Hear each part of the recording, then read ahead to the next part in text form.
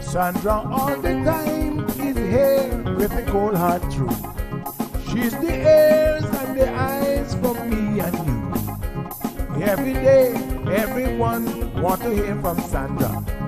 And every time on the air, she's getting better. Tell your sister, tell your brother, tell your mama to call Sandra in the morning and in the evening. They always calling Sandra. And when they start fighting, they calling Sandra.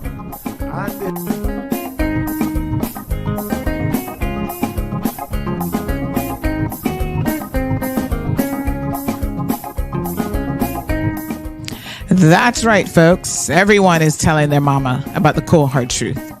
Welcome to another episode with more truth telling, more problem solving, and of course, more tea spilling than ever before.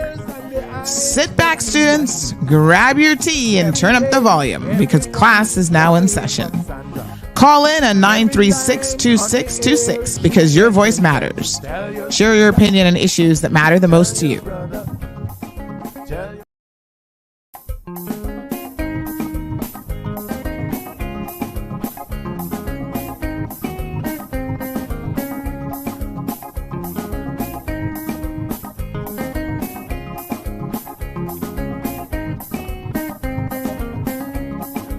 Sandra all the time is here with the cold hard truth. She's the ears and the eyes for me and you. Every day, everyone want to hear from Sandra. And every time on the air, she's getting better. Tell your sister, tell your brother, tell your mama to call Sandra in the morning and in the evening. They always calling Sandra. And when they start fighting, they calling Sandra.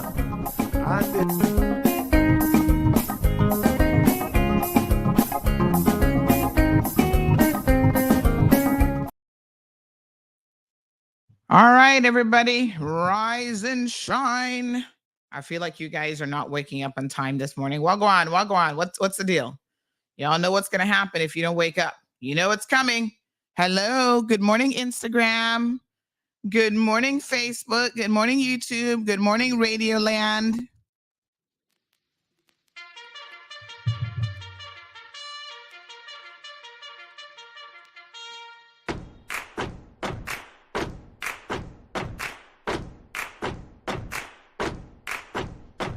Everybody wake up! Wake up! Everybody wake up! Wake up! Open your eyes!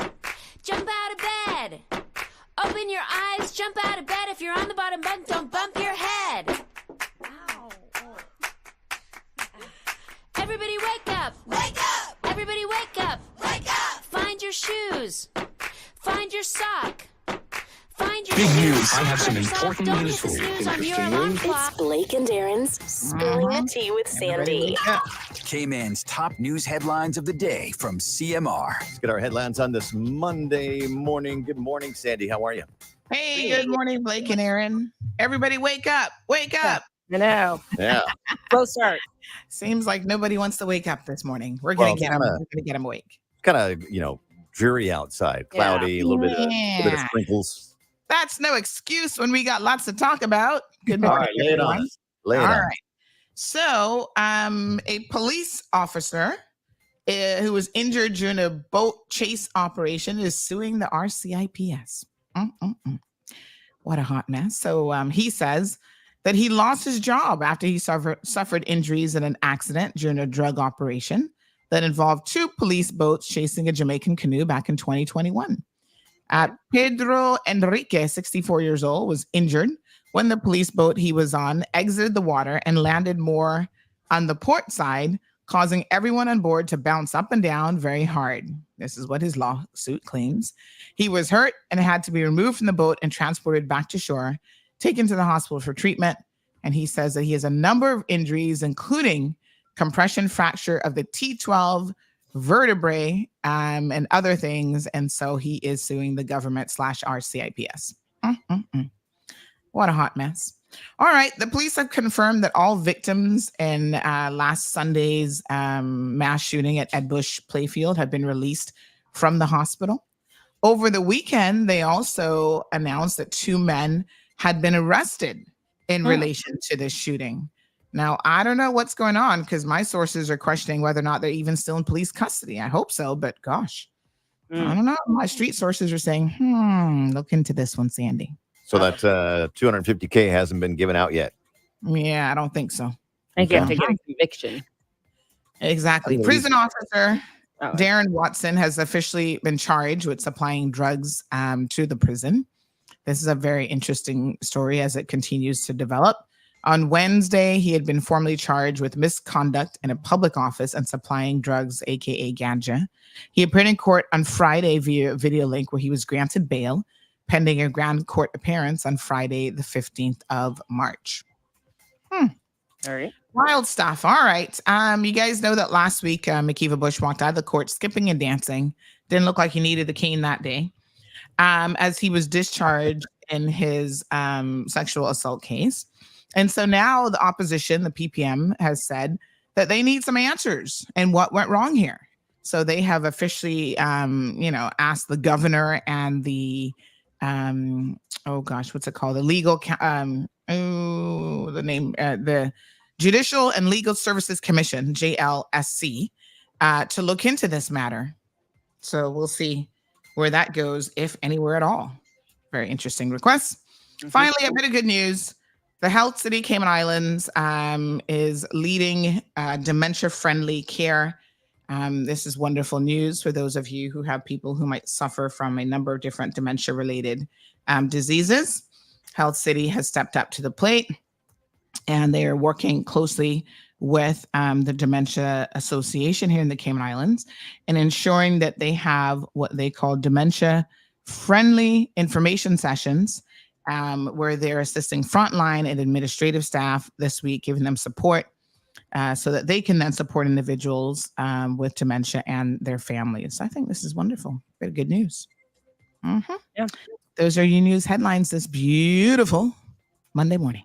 Somebody's had a cup of coffee. Wake up. Thank you, Sandy. Have a good show. All See you right. tomorrow. See ya. Have a good one. Yep. All right. All right. Y'all know how it works. We're going to keep playing it until y'all wake up. Y'all sleeping. Don't sleep on me, honey child. Yeah. Everybody wake up, wake up. Everybody wake up, wake up. Everybody wake up, wake up. Everybody wake up, wake up. Toothbrush, toothpaste. Now wash your face. Yeah. Roll out, sound off. It's time to get up. You gotta get up. It's time to get up this morning. Yes. Everybody wake now? Or y'all need me to do it again? Don't y'all make me play that song again. Are y'all wake? Instagram, good morning. La Rana, good morning. I think y'all are finally awake. I don't know. I'm suspicious. Of Everybody wake up! Wake up! Everybody wake up! Wake up! Open your eyes! Jump out of bed! Open your eyes! Jump out of bed! If you're on the bottom bunk, don't bump your head! Everyone's like, I'm awake. Teacher, I'm awake. Everybody wake up! Wake up! Everybody wake up! Wake up! Find your shoes! Find your sock! Find your shoes! Find your other sock! Don't hit the snooze on your alarm clock! Y'all wake. Everybody wake up! Wake up! Everybody wake up! Wake up! Everybody wake up! Wake up! Everybody wake up! Wake up! Toothbrush. All right, I feel like y'all are getting there. Everybody wake now? Jason, everybody needs to wake up. Yes, that's our wake up song. When I feel you guys are a little bit slowish in the morning, you're not quite moving. Negra says, good morning. All love the song, right? I see y'all moving kind of slow. I'm like, you know what? They need a good pep up song. Good peppy song. Get up, get out of bed. If you've got young kids, this is like the perfect song. Every single morning, to get them up and out of bed. They be moving slow, honey child. And I know parents be like, hurry up, we gotta get so we don't get in traffic. That'd be my household, child. My husband's like, oh, the traffic. I'm like, one day we won't have as much traffic, I hope. Miss Shell says that's Shields, as in Sheila, Shields, says that's a whole vibe. I know, and then some. Evelyn, she's been up since 4:30 this morning. That's just when I'm starting to sleep. Aliano say, betcha if you had sus, we'd be up for that. I know. Y'all love some sus. Who's calling me so early on the regular phone? Everybody wake up. Wake up. Good morning. Yes, good morning, Auntie Sandra. Hello. Are you trying to call the show? Actually, no. I just have But you do know that I'm live on radio, right? You are live on radio. Yes, my dear honey child. It don't even matter because I will be on this school just the same. All right, so do me a favor then, because everybody is listening on speakerphone anyway. Call the radio line 936-2626, because then it comes through the board and it's like proper audio. Yes. Okay. Not, Of information, yeah, man. Call that line and then everybody can hear you properly.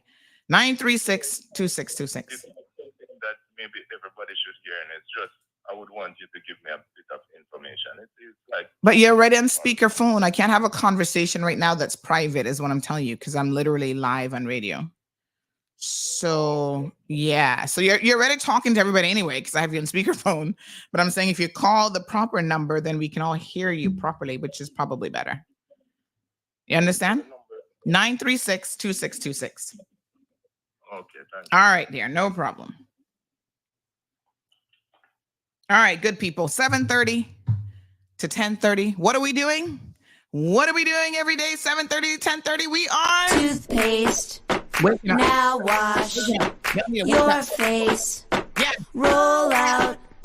Sound off. Wake up. It's time to get up. You gotta get up. It's time to get up this morning. Boom. Time to get up, y'all. There we go. Good morning.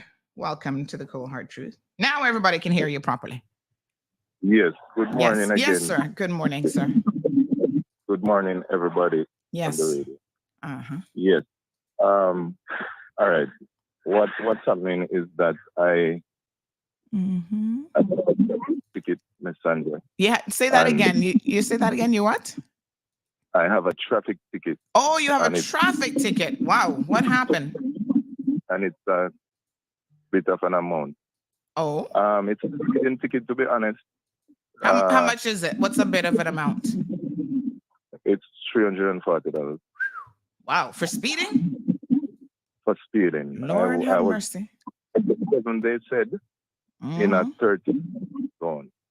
Actually, how much you were going in a 30 zone? 47. That's what they said. 47. Because, to be honest, Miss Sandra, I saw the police from the road. Way down. I saw the police. There was a car in front. He wasn't stop that car. So then he stopped me because I had slowed down a lot. And you slowed down a lot. So how much do you think you were actually doing? I think I maybe was doing 35, 40, somewhere about that. I didn't realize it was a 30 zone. I thought it was a 40 zone. Well, you know what they say, ignorance of the law is no excuse, but go on. Yeah. I'm gonna be honest with you, right? Traffic offenses are one of those things. It's called strict liability. It doesn't matter really what was going on or what you were thinking. You're gonna pay that ticket. It would be an extraordinary situation for you not to pay the ticket. Right. It's no problem. I don't want to dispute it. Yes. I wouldn't want to dispute it, but the ticket is to be paid today. Oh. And to be honest, I don't have that amount of cash. So I was wondering what's the process to maybe ask for some time. Do I have to go to court? Oh.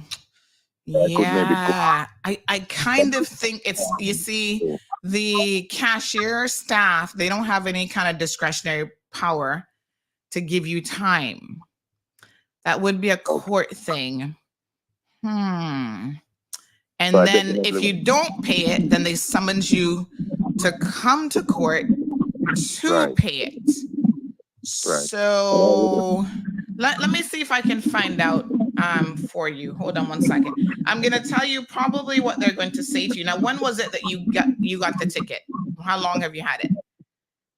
It has been almost a month now. I think exactly. All right. So let me tell y'all something. When you find yourselves in this little bit of a situation, you know, sometimes the budget is tight. It's the first of the month. All kind of bills are Right. due and that sort of thing. You got to kind of think ahead of the situation. So don't wait till the date of, right? What you normally would have to do is call up a friend and see if you can't get them to give you a little loan. Now, somebody's asking if the ticket has a court date on it and a pay by date. Do you see a court date? Do you actually see a court date on the ticket as well? On the ticket itself, do you see it where it says a court date and a pay by date as well? To be honest, I'm on my side now. I have to put it in the car, but I was planning to leave before 10. Ask for some time. Well, I already asked for the time to go and try to sort it out somehow. But I don't have the ticket with me. So. Yeah, have a look at the ticket. So one person says that it has to be paid before 10 o'clock today, or he has to go to court. If not, a warrant will be issued. So it looks like you can just show up to court. But I'm gonna get you an answer to this this morning. So just continue listening, and we'll have an answer for you before 10 o'clock. Even if you have to call the courthouse, we'll get an answer for you. Okay, all right. Thanks a lot. Yeah, Thank you so much. and somebody's saying otherwise you can go straight to court, but let me just confirm, because I know not every day is traffic court. So I'm going to confirm for you. And next time, I'm going to make 2 suggestions. We have another caller, but I'm going to actually make 2 suggestions, so you keep listening, okay? Yes, All right. No problem, my dear. Sorry. Next caller, you're up. Good morning, caller. Good morning, Sandra. How are you doing? Not too bad, honey. How are you? Yeah, I just listened to the gentleman. I think how it works, I've been there in a situation. So just go to the court downstairs to the criminal records, and they will give them a form to follow, but you got to be there at 9 o'clock. And they go upstairs and get the extension for him downstairs, like from the court. Okay, so criminal records. Where's criminal records? Downstairs. Downstairs. Just to go to the court, you turn to the left. Oh, okay. So you mean that little section right there? Yeah, he fill out a form, and they will tell him to hold on. They go upstairs. I don't know who signs it off, and they will give him the extension. That's how you first sign on paper. Okay, so he can request an extension there. All right. Hopefully he better go to by 9 o'clock. By 9 o'clock. Okay, he better get to court early. All right. Thank you so much, sir. Appreciate it. You're welcome. I'm all the best. All right, there. Thanks. So yes, the other recommendation I would make is two things. You can't wait until the 11th hour, or in this case 11:45, to try to get these things sorted out. Listen, I think he said $345, almost $400. That's a lot of money. Okay, trust me. There goes your CUC bill right there. So you mightn't have it in one go, but there's a couple of things I want y'all to do. Number one, it's very easy to not realize the speed that you're doing. Trust and believe me. Sometimes I look at my speed, I'm like, oh my God. That's why I like those little signs that tell you, and they flash when you're driving by. You're like, shoot, I'm doing that speed. Because honestly, most of us have lead foot. You know, if you watch the after show on Friday, you know what I was telling you, women, how you need to start protecting yourselves against some of these men who are just nasty and want to be feeling you up and whatever. You know, you got to get that lead foot ready, because you might have to defend yourself. But when you're driving, it's very easy to not realize the speed that you're doing. One recommendation I have for y'all. Remember the other day when you guys were saying, wow, Sandy has got a really good dash cam camera. I sure do. It is worth every single penny. And you know what else makes it worth every single penny? It actually has the speed. Y'all listen now. It has the speed that you're driving on the dash cam camera. So when the popo pull you over, and I know y'all want to be arguing with them, about, officer, I wasn't doing 45 and a 30. Mm-hmm. Well, you can go back and pull your dash cam footage and see exactly what speed you were doing when you got pulled over. And there'll be no room for argument. Trust and believe me. The dash cam camera is not going to lie. Uh-oh. The dash cam camera is not going to lie. It's going to tell you exactly what the speed was. So that's one thing you can certainly do. You see how good that dash cam camera can be good to y'all now? So get the dash cam camera installed. It's going to tell you your speed at any given time. It's constantly recording the speed. Mm-hmm. Sometimes I notice that the camera, the speed on their little speedometer thing, and then my car speedometer actually is off by just a little bit. I mean, but listen, 1 or 2 miles can make a difference because you get charged for every single mile that you're over. So I have noticed that actually there can be a difference in what my speedometer is saying and what the little traffic thing says. But then the dash cam camera kind of evens it out, right? Most of the time you're doing exactly what the police said you were doing in terms of speed. Now I know you think, well, Auntie, there was another car next to me. How do I know the speed gun wasn't picking up the other car? You get this dash cam camera and you have no doubt in your mind exactly what was going on. But it's a strict liability thing, which means that you're going to pay it. Outside of very, very limited situations, you're going to pay it. And so when you get the ticket, folks, anticipate having to pay it. If you need an extension, inquire about it with plenty of time. You see, now the ticket's due today. You're kind of at the 11th hour. I would, sometimes you're better off borrowing money than owing people like the government money. You know what I'm saying? Borrow it from your friends and then make sure you pay your friends back. Jamila says if he can't pay it, he needs to go to court and wait to see a judge. And in fact, let me check the, I think Mondays they do have traffic court. But you see, now this is where I'm going to tell you all the God's honest truth. This now is where you can waste a lot of money. You know, you can be penny wise and pound foolish. So you might think $345, well, that's a lot of money. And it is a lot of money, especially if you don't have it.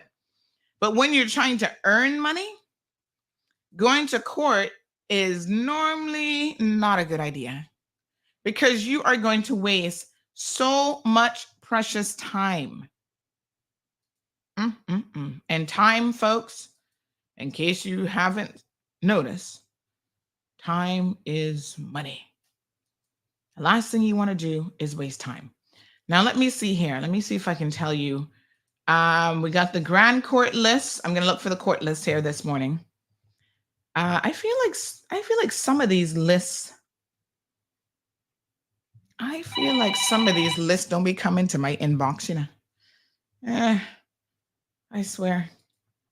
Good morning, caller. Morning. Morning, dear. Notifications. How are you? Life is pretty good. Yeah, that's good. What's going on? The comment about people claiming that, it wasn't me, it was the car next to me. Mm-hmm. That doesn't work with those new guns that they have. Ooh, they're getting fancy on us. Those things have to be pointed right at your car. Oh, so really? Whatever it's pointed right at is what it captures. It's gonna have video to prove it. So that's a useless argument. Ooh, honey, yeah.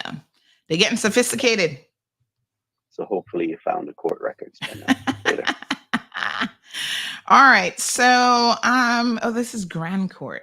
I feel like Grand Court, Summary Court. Okay. Why don't I have the ones? Is this for today? Let me see. Let me see what day this is. This is Monday. Okay. So we have criminal sentencing. Who is Benjamin Carrington? Ooh, he getting a sentence today for, I got to go see this one. Illegal landing, possession of ganja with intent to supply, importation of ganja. Ooh, he must have been on one of those ganja boats, honey chill. We better check him out this afternoon. Let me see who else is up today. Summary court.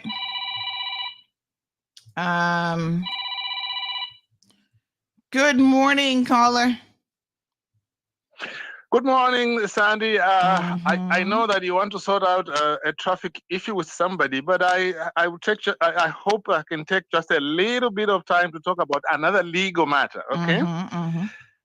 This is a matter you reported on last week that the leader of the opposition has asked the governor. Yes. Yes. Yes. He has asked the governor to say, well, what are you going to do about it? And also the Judicial and Legal Service Commission, what are you going to do about it? Now, it seems to me at the moment that one might be the one that needs to be dealt with first. Now, when the big judgment comes out, there will be an opportunity to discuss that discretion, the discretion where you think somebody might be guilty, but because the process is not fine, then you acquit the person. It's a power which has already which exists in the law, but we can talk about that when the full judgment comes out. But regarding what the leader of the opposition said, two things first. Who will do something depends on who was at fault. If the DPP himself.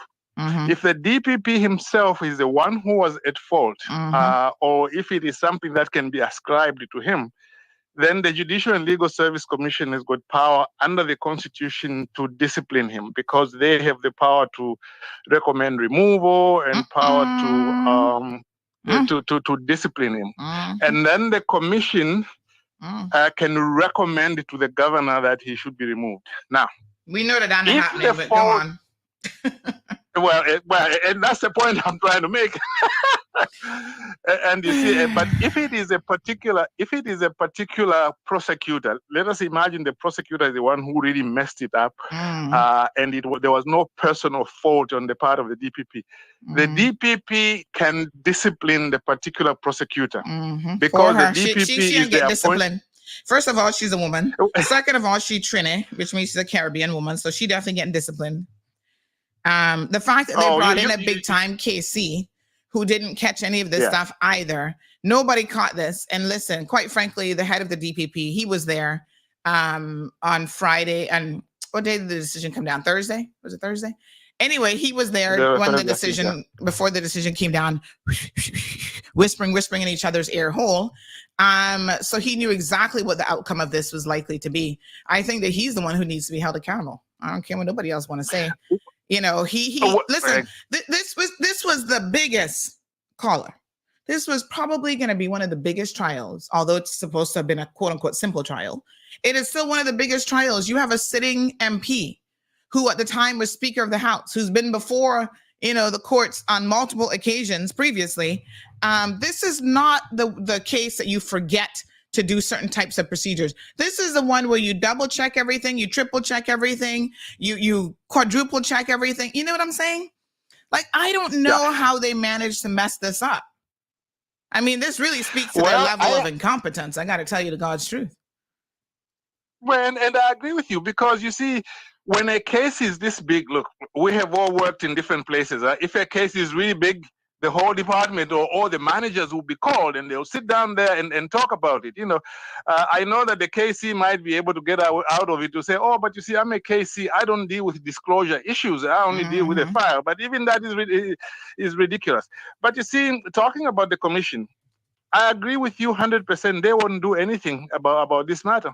I have dealt with the commission recently. You remember you reported a few weeks ago about how they failed to put together some rules to ensure that people can have a right to complain. They sat on that for 7 years until they were found to be guilty of maladministration by the ombudsman. Okay, and then from 2009 to 2016, they had 9 complaints against judges. Nobody even knows how they ended. All they produced in their little report was one line to say there were 9 complaints. So what public accountability is there? Okay. Now, I have myself brought a judicial review, I think a few weeks ago, 2 weeks ago. I've brought a judicial review against the commission for the way they handled my complaint against a judge. Why? Because they are totally feckless. And I have sued all of them by name, all the judges, the Chief Justice, the President of the court, all the members of that. I have brought a judicial review. I'm waiting for a date of hearing. I mean, and then when you go to the judiciary, the body that they supervise, they have deleted records. There was again the ombudsman. The ombudsman found them guilty of deleting a record in an ongoing case. To this day, they haven't taken any measures to try and prosecute anybody. Wow. The judiciary does not keep records of complaints which are made against judges. I know that from personal experience. They don't keep records about complaints against lawyers. Sometimes they've refused filings in things which are lawfully being filed. They've refused to say, no, we're not going to file this. I asked them, for example, the governor's office and the judiciary, I asked them, I said, you give me the pictures and the videos of the Privy Council visit. When the judges came to visit, give me the pictures and the videos. Both the governor's office and the judiciary said that these pictures don't exist. I told them, I said, no. Do you know that I used to work for 2 international organizations? When this kind of thing happens, there's actually a photographer who is hired, a protocol officer. They always keep a record of this. And then when I went to the ombudsman, they said, oh, actually the pictures are available. And now they've been collected.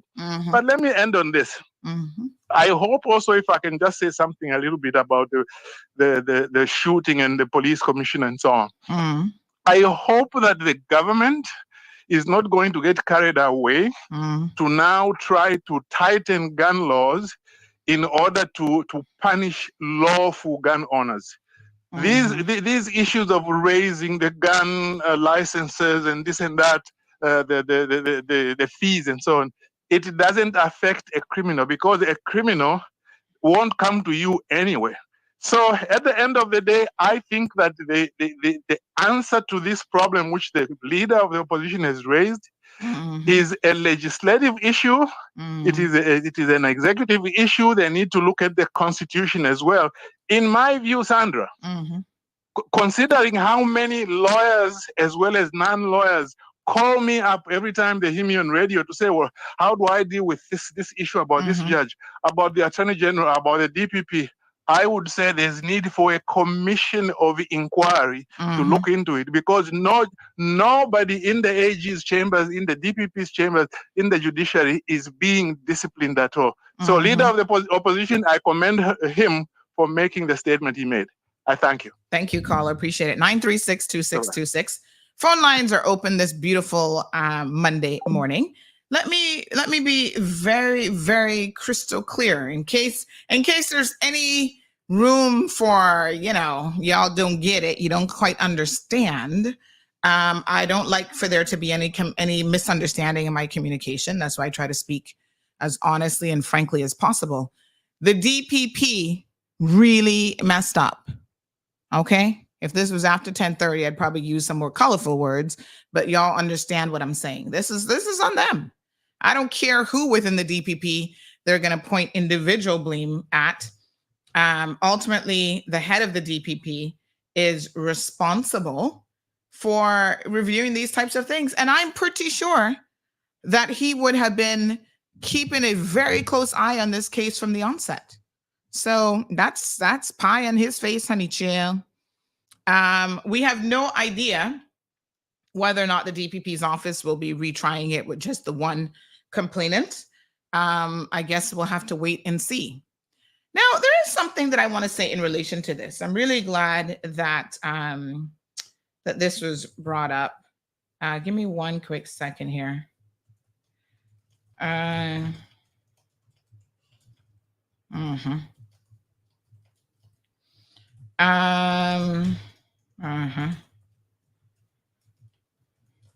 Okay. Here's something that there's a couple of things that, in the midst of legal arguments and all this kind of stuff, I think that we have probably not really given sufficient consideration to how the victim is feeling in all of this. I mean, imagine. We tell people to come forward and, they do all of these things, do the right thing by the law. Don't take the law into your own hands. This is the process. File a complaint with the police. You go through all these steps. And then the police sometimes mess it up. My apologies. Or the DPP's office mess it up, or a combination of the two end up messing up cases. And there's really no degree of accountability.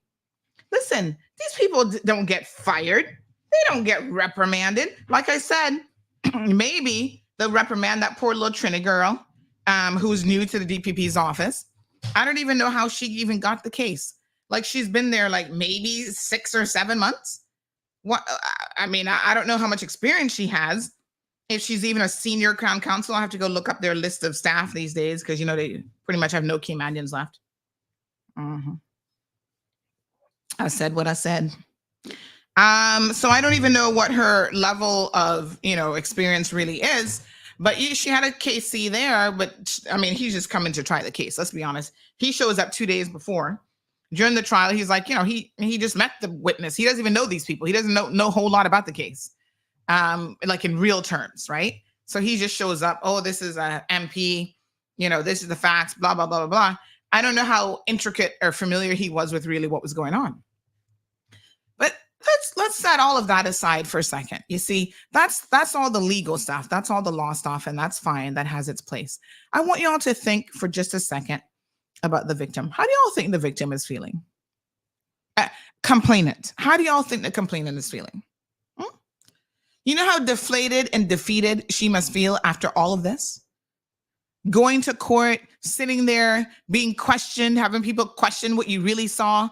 You know, I mean, listen, I tell people, don't take the process personal, because I know when you're sitting there on the stand and people are like, well, he wasn't really drunk because I don't see that on the camera. These things tend to have a way of throwing you off. And if you've never done it before and you've never really even sat in and watched these trials, it really can play with your head. And this is where I think even the prosecution needs to do a better job of preparing witnesses. Like, when the defense puts something to you, first of all, they always try to box you in. They ask you what's called closed-ended questions. So in other words, they only want a yes or no response. They don't want you to explain anything. Because if you explain what you're really trying to say, the jury is going to go, oh, okay, now I get it. If you just say yes or no, well, he's not drunk on that video, is he? Well, no. No, don't say that. Don't agree with her. Because you know, and the night of the incident, you saw this man walking like someone who's intoxicated. You heard him slurring his words. So when she puts a yes or no question to you, don't answer what she wants you to answer. You can answer anything you want. You can say he was drunk, in my opinion. Not like you gave him a breathalyzer, but he behaved like a drunk person. He was slurring his words. And although the camera doesn't show too much swaying and whatever, there's a lot that cameras don't pick up. You got to be on your P's and Q's when these defense lawyers and even the prosecution comes at you with a bag of questions. You have got to be prepared. And you can't be prepared if you've never been there and you've never experienced it, and nobody takes the proper time to sit down with you and explain the process. Just like I was telling y'all on Friday after the after show, women in particular need to be prepared when people get aggressive towards you, because there's nothing worse than being in a situation that you have never imagined and that you've never actually anticipated and that you've never prepared for. Nothing worse, because then they catch you off guard. Do you all know that that's one of the benefits of taking self-defense courses? It's not like you're gonna, all the time remember every single move. It's really a question of, hold on. It's really a question of, you put yourself in this situation before and you have some idea of what to do. You've thought about it before. You've had some practice with somebody coming behind you and grabbing you from behind. And you've done it over and over again. So it almost becomes a little bit of like second nature, a habit. Thank you so much. We have an accident to report this morning north on the Hartwell bypass. Please, folks, proceed with caution. You're all going to be stuck in a little bit of traffic if you're traveling up West Bay Roadway, Camana Bay direction. So, they do a horrible job, I think, in witness preparation, but I was kind of thinking about it over the weekend about how the complainant must really feel, how defeated she must feel. And I want to put a question out there because, and I get that there is a difference in a way with the hashtag She Is Supported movement. Y'all don't see this as, the last victim, there was a violent attack against her. It was physical, it was sustained and all that kind of stuff. But does this victim not deserve the same type of public support? This complainant not deserve the same type of public support? Where's all the women in government, all the MPs? Okay, where's all the women's organization, BPW? Who's the president of BPW these days? Where's your statement about hashtag She's Supported Too? Does it not matter because this particular woman is a Caymanian of color, and so maybe she's not hashtag She Is Supported as much as other people? That might not be what's going on here, but it certainly does beg the question why some victims garner a lot of support and other victims have gotten none. Where is the consistency in our support of complainants? It's the same person, drunken, slobbish, accused behavior.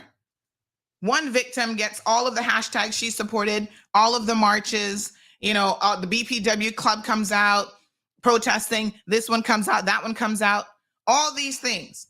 Mr. Bush claimed that he was going to be paying into some victims fund. Y'all know he's never done that. After his last incident where he viciously assaulted a woman when he was in another drunken state. Anybody ever asked for any statements to see whether or not he has actually made those payments? Well, we know he hasn't. You see, because some people just lie and they're duplicitous and they pretend. It's quite sad, I got to tell you the truth. And I want all victims out there to don't lose faith just because sometimes the system fails. I know the crisis center had refused his payment, but he still, according to the last administration, of course, Julie, I'm sure no business with none of that. According to the last administration, they were still going to be taking it and putting it towards something for women. Oh, only God knows. I'm sure that has never happened, but anywho, this is a thing that I just can't. It does get under my skin, and I feel very, very sorry that no one has spoken out publicly in support of this complainant. What a sad situation. Johan is in the house. Good morning, Johan. Says women and children need to be taught that they should feel confident and comfortable and go into self-defense mode if anybody touches them without their consent. By that, I mean they should box the taste out of their mouth of the person that has inappropriately touched you without your permission. No person, whoever the person is, politician, pastors or friends, neighbors, strangers, anybody. Well, you know my position is I agree with you 100%. Balika says that they might as well trash the new sexual harassment bill. How do you expect women to come forward if the DPP will mash up the case? The other thing about this is we know that both complainants were civil servants. I mean, we're trying not to identify who the individuals are, but if you live in Cayman and you're a Caymanian, let's be very frank and honest. You already know who they are. And, this is Cayman, okay? So both of them are civil servants. One worked primarily in the glass house, being subjected to having to see Mr. Bush all the time. Again, think of a complainant, right? There should be protocols in place where when someone files a complaint against the likes of Mr. McKeeva Bush or Chris Saunders, anybody, they should no longer have any contact with that person at all. Mr. Bush has literally been put back in cabinet, right? This person works in a ministry. And Mr. Bush is right there in meetings and in the same building with her, on the same floor with her, coming in contact with her. How is this even permitted? When are we going to wake up and start to seriously think about victim advocacy and what is in the best interest of victims or even just complainants? The second she comes forward and makes a complaint, there should be a no contact order. The psychology of this and the fact that nobody contemplates and considers any of this really, quite honestly, baffles me. How can you have someone who has made this sort of complaint then have constant contact and have to see this person, maybe even end up in the elevator, riding the elevator with Mr. Bush? I mean, come on now. Can somebody try to exercise some common sense? But once again, we've elected a bunch of MPs who just don't care. They don't care. If they cared on a matter of principle, they would have spoken out years ago with Mr. Bush and his egregious behavior. And they haven't done so. And the few that have only did so when it was politically expedient for them to do so. So in other words, when they wanted to target Mr. Bush politically, then they spoke out. When he was part of their group, for the numerous times, there was the one about the casino in Seminole, right? Let's have a tittle tattle moment in honor of the defense. Tittle tattle. In case you missed it, she called Cayman Mile Road, oh, that tittle tattle paper. And apparently for the English, that means that tittle tattle is like the gossip part. Okay, let's get into some tittle tattle. Tittle tattle CMR moment of the day. Y'all know that there's a lot of stories that have swirled around Mr. Bush for as long as the man been alive. Practically, he came out of diapers touching women. And somebody sort of should have set him straight a long time ago. But as he rose to power, he became in many respects untouchable. Yeah? Going around touching people and nobody would do anything about it. This is tittle tattle. Put it in context, folks. Right? You can grab women in the casino in the behind and pay them a couple dollars, the case disappears. Because in most of these cases, if the complainant is not willing to come forward, even when you got the CCTV footage there, catching him touching her bonk, they make these types of cases disappears. How many complaints? I mean, I know now every time he's like, oh, it's political, it's politics. How many different women are going to be targeting Mr. Bush because of politics? Come on, folks. Let's pick sense from nonsense.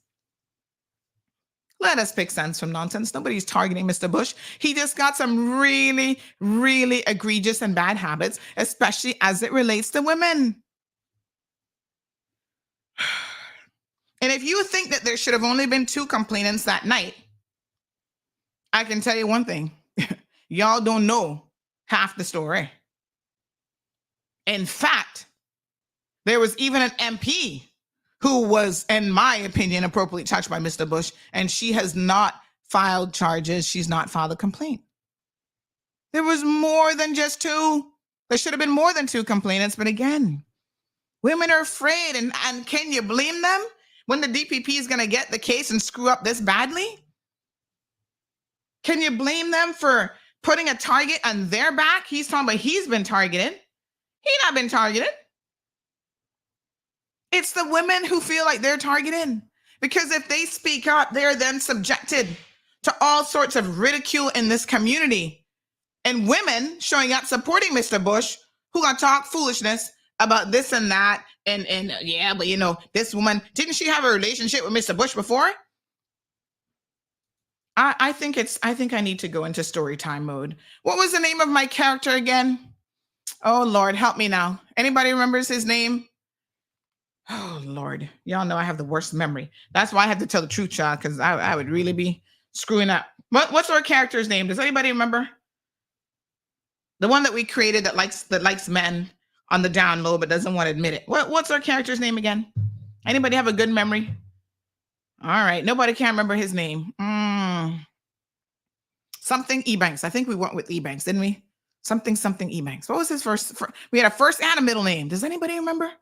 Anywho, whatever his name is, Stratton.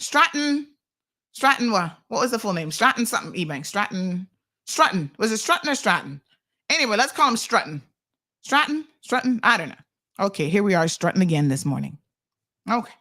If y'all remember the name, let me know. Somebody in the class needs to write these things down in your notebook so we can remember. Strutton. Here we come strutting again. All right. Everybody ready? Class in session? Stratton or Strutton? I can't remember. Oh, good Lord. Good morning, caller. Do you remember the name?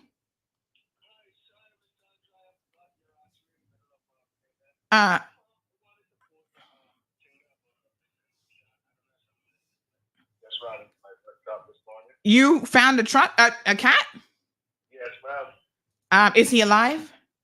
Yes, he's alive. He's all over my paperwork in my office right now. Oh, he's in your office. Looks like he wants to go to university. Can you send us a picture of the cat? That would help. Yes. Can I send it to this number? Yeah, sure. No problem. Okay, there.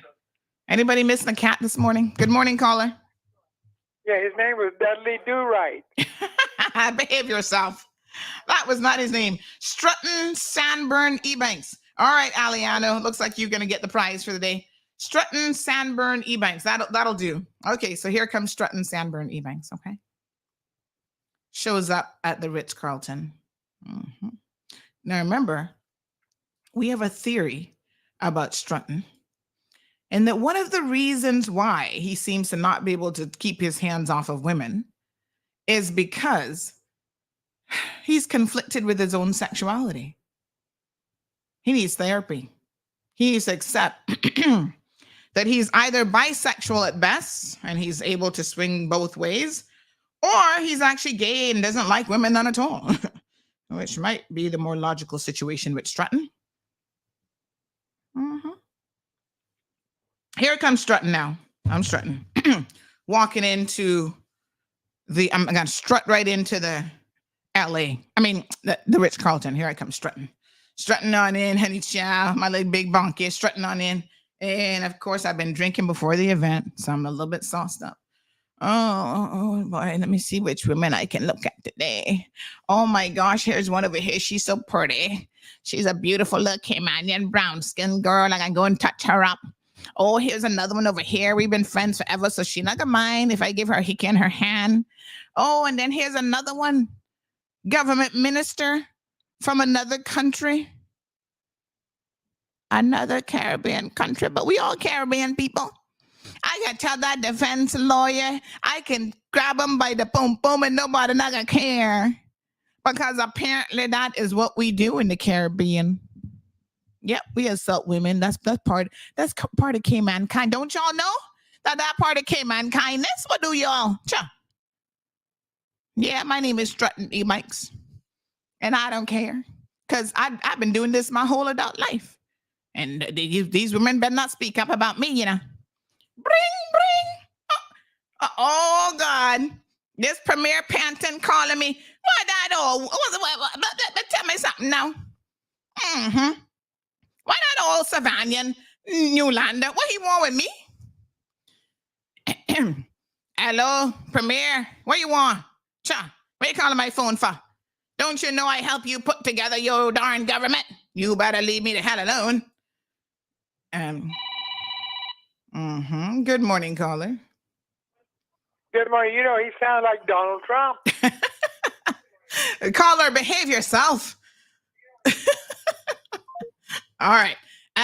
Premier Pan. Oh, you want me to come see you Monday morning? What you hearing again? What? You hear I grabbed some Spanish woman here? Say what? I got out of it. I mean, I never did that. How you know anything about that? Say what? Oh, okay. I gotta come see him Monday. All right then. Bye-bye. Then he called his next friend. CG, I'm not going with you. What you calling me for? I'm not leaving this place. You hear me? I'm here to have a good time, and y'all better leave me alone.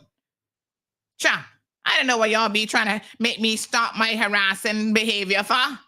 This is K-mankind. Don't y'all know this by now? Fast forward then to Monday morning, everybody hearing about what went down, all these stories and going on, right?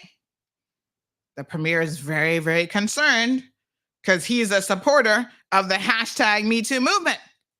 Makiva, you better come see me. You better come see me now. Because I don't know what to do you. Why can't you behave yourself? Come and see me.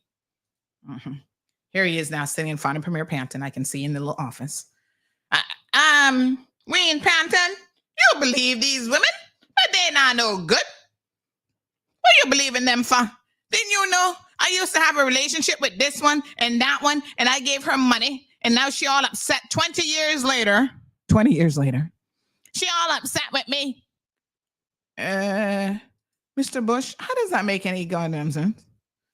20 years later? Yeah. She just upset that I didn't give her no more money. Oh, this next one coming out with rape charges. I used to give her money too. Well, how many women were you giving money to exactly, and for what reason? Well, they're not no good. They loose and they're this and then that and bunch of slut and this, WHO word and blah, blah, blah, blah, blah. This is what Strutton Ebanks does. He goes around, anybody that comes forward with a complaint against him, he is going to make that woman into the biggest, which is what a lot of men do. She becomes the problem. She's the slack one. She's the this. She's the that. Y'all need to wake up. Okay? This is and this is why victims don't want to come forward, because their reputation is attacked. What victim wants to talk about, 20 years ago, Mr. Bush claimed that he might have given you $100. That's why, let me tell y'all something. Thank God that none of these MPs can say they've given me $1. When they come with their fruit cake, I tell them, take your fruit cake too. I don't want that either. Because next thing you know, they'll be telling you, Sandy took my fruit cake though, and I was trying to give her something else. But they make it up and they lie. And it's really disgusting, actually. If you know anything about Strutton Ebanks, or a fictional character, that he has a very, very poor disdain for women, and he says some horrible things. That's why I'm surprised at the women who come to court and support this man. And I know they all support him for their different reasons. Some of it is a political agenda of their own.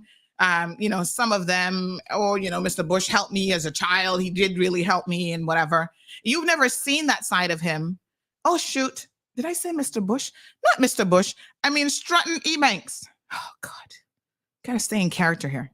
Strutton Ebanks might have done all these wonderful things throughout his entire life, but apparently Strutton still has problems. There's parts of him that just are not a good person.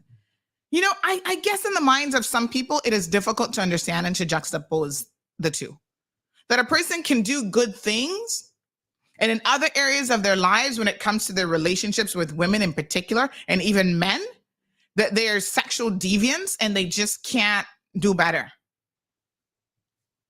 So, I don't know. Roderick says, not the fruitcake. Yes, the fruitcake. You can imagine. Anyway, I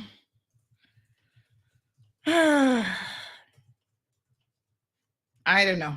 It's a hot mess. It's a hot mess.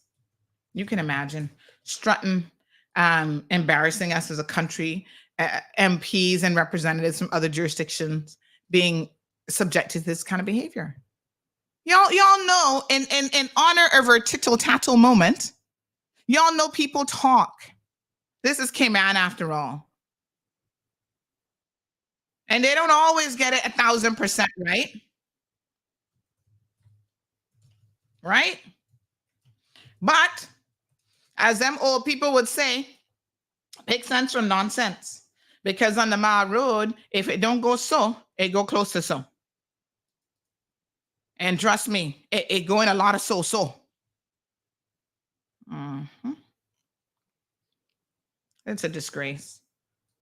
And yet, you have the biggest Christian in the Cayman Islands, Miss Juliana O'Connor Connolly, who has never, ever spoken out in favor of women's rights. Where is the sexual harassment bill? Can we please get an update on that? Where is it? We've been calling them out on the minimum wage, so they jump up. They're having a press conference this week about minimum wage.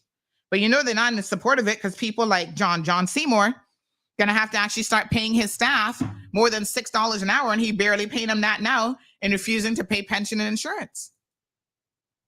So these people, they're too mixed up in too much foolishness to be real representatives of the people. Where is she in all of this? Why has she never once spoken out and said hashtag she is supported? Miss Julie, you are a woman, I believe, the leader of this country in a very, very important position. Why haven't you generally, let's step aside from Stratton, Ebanks, let's step aside from the McKeever Bushes of the world. Why have you never taken a supportive position for women's rights? Can I just ask you that question? Why? I've never heard you say that you stand for victims. Even child victims, I never hearing you say that you stand up for them. How can that be? Anyway, the opposition has called for an investigation. We know this is politics with them, but I agree that we need to ask questions about exactly what on earth is going on in that DPP's office. How they manages to mess up so many cases all the time. We need answers, and somebody need to be fired, and they can start with the head of the DPP if you ask me. I'm just saying. Procedure you should get right. You know, the only thing that surprised me about this is normally when the police and even the DPP's office get things wrong procedurally, and a lot of instances, because I've been in the exact same case where they issued a search warrant against me that was found to be unlawful, they're able to still proceed with the charges. So I don't know, I guess because this was a jury trial that already had begun, this was a little bit different. Because in the English system, they don't care too much about procedure. The US, of course, it's a big deal, and it would be stopped immediately. But under the English system, honey child, they mess up things left, right, and center, and they still gonna put you in jail.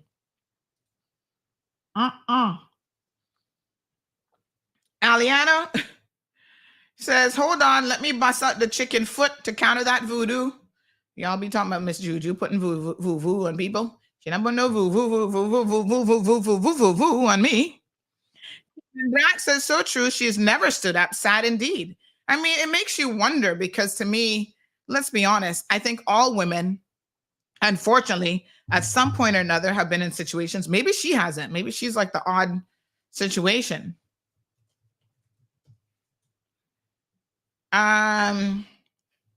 But you know,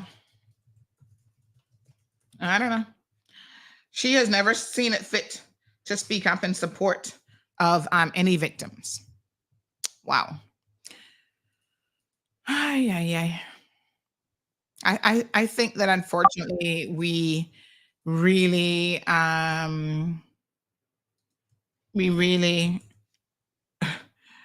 don't know. We're raising young girls in a world that is not safe for them, and they have to know that, and it's unfortunate, and they have to know how to protect themselves against people. And in a world where even when someone is molesting you, abusing you, sexually harassing you, you're still expected to be the sweet one.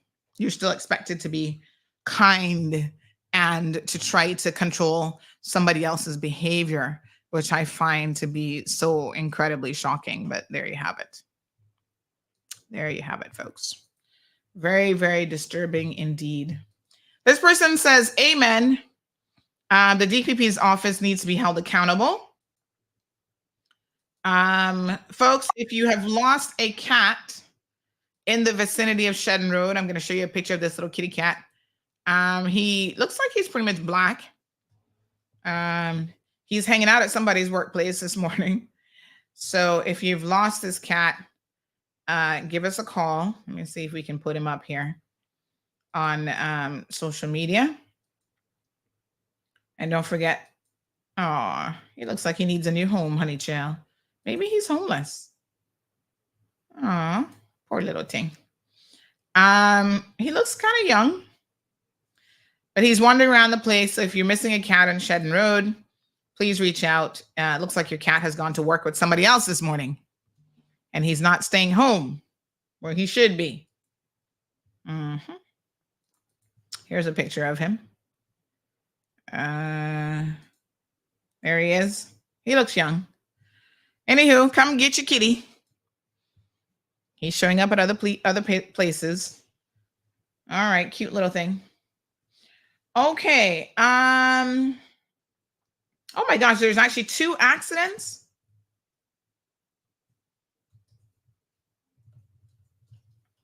Two accidents. What a hot mess. Y'all not driving good this morning. This person says Trump grabbed them by the front. Mac grabbed them by the rump. What a mess. Stratton. Was it Stratton? Ebanks? That could have been it. Stratton sounds about good. I need to write it down myself so I can remember. They didn't want the money from Mr. Bush, says this person. Why are you on this morning? What are you on this morning? I'm here laughing. What a hot mess. DPP, get it together, please. Oh, some of you asked me about the dash cam. I'll send you some information. A lot of you got the information last week. Now listen, you're going to need somebody professional to install this dash cam, okay? This is not the sort of thing that cousin Mike can do. What you need to do, I'm going to tell y'all who to call this morning. Kevin, I know he's going to be busy, honey child, but you want to reach out to Kevin Bryan. He is the man for the job. Kevin is a professional. He knows what he's doing, and he is going to install it properly for you. So you give Kevin a call, and he'll get your multi-cam, dash cam all set up for you. He'll do the backup kit. Make sure you order that so that even when you're not in the car, it's still recording and all that good jazz. Okay? Kevin Bryan, telefono 929-3863. Kevin 929-3863. And he'll schedule you in. He does a very, very professional job. He's the only person who you can trust to touch things like a Mercedes and an Audi and, you know, all the good brands. So trust me, your Honda will be just fine in the hands of Kevin. Capiche? All right, honey child. He does a good job. This Instagram feed keeps dropping out again today. I'm not going to do this all day because it's very time consuming. So I'm going to just let them know they have to swap over to YouTube here in a minute. We can't quite figure out why it's happening. Good morning, Johan Moxham. Welcome to the Cold Hard Truth. Morning, Auntie Sandy. How's it going? Not bad. How are you?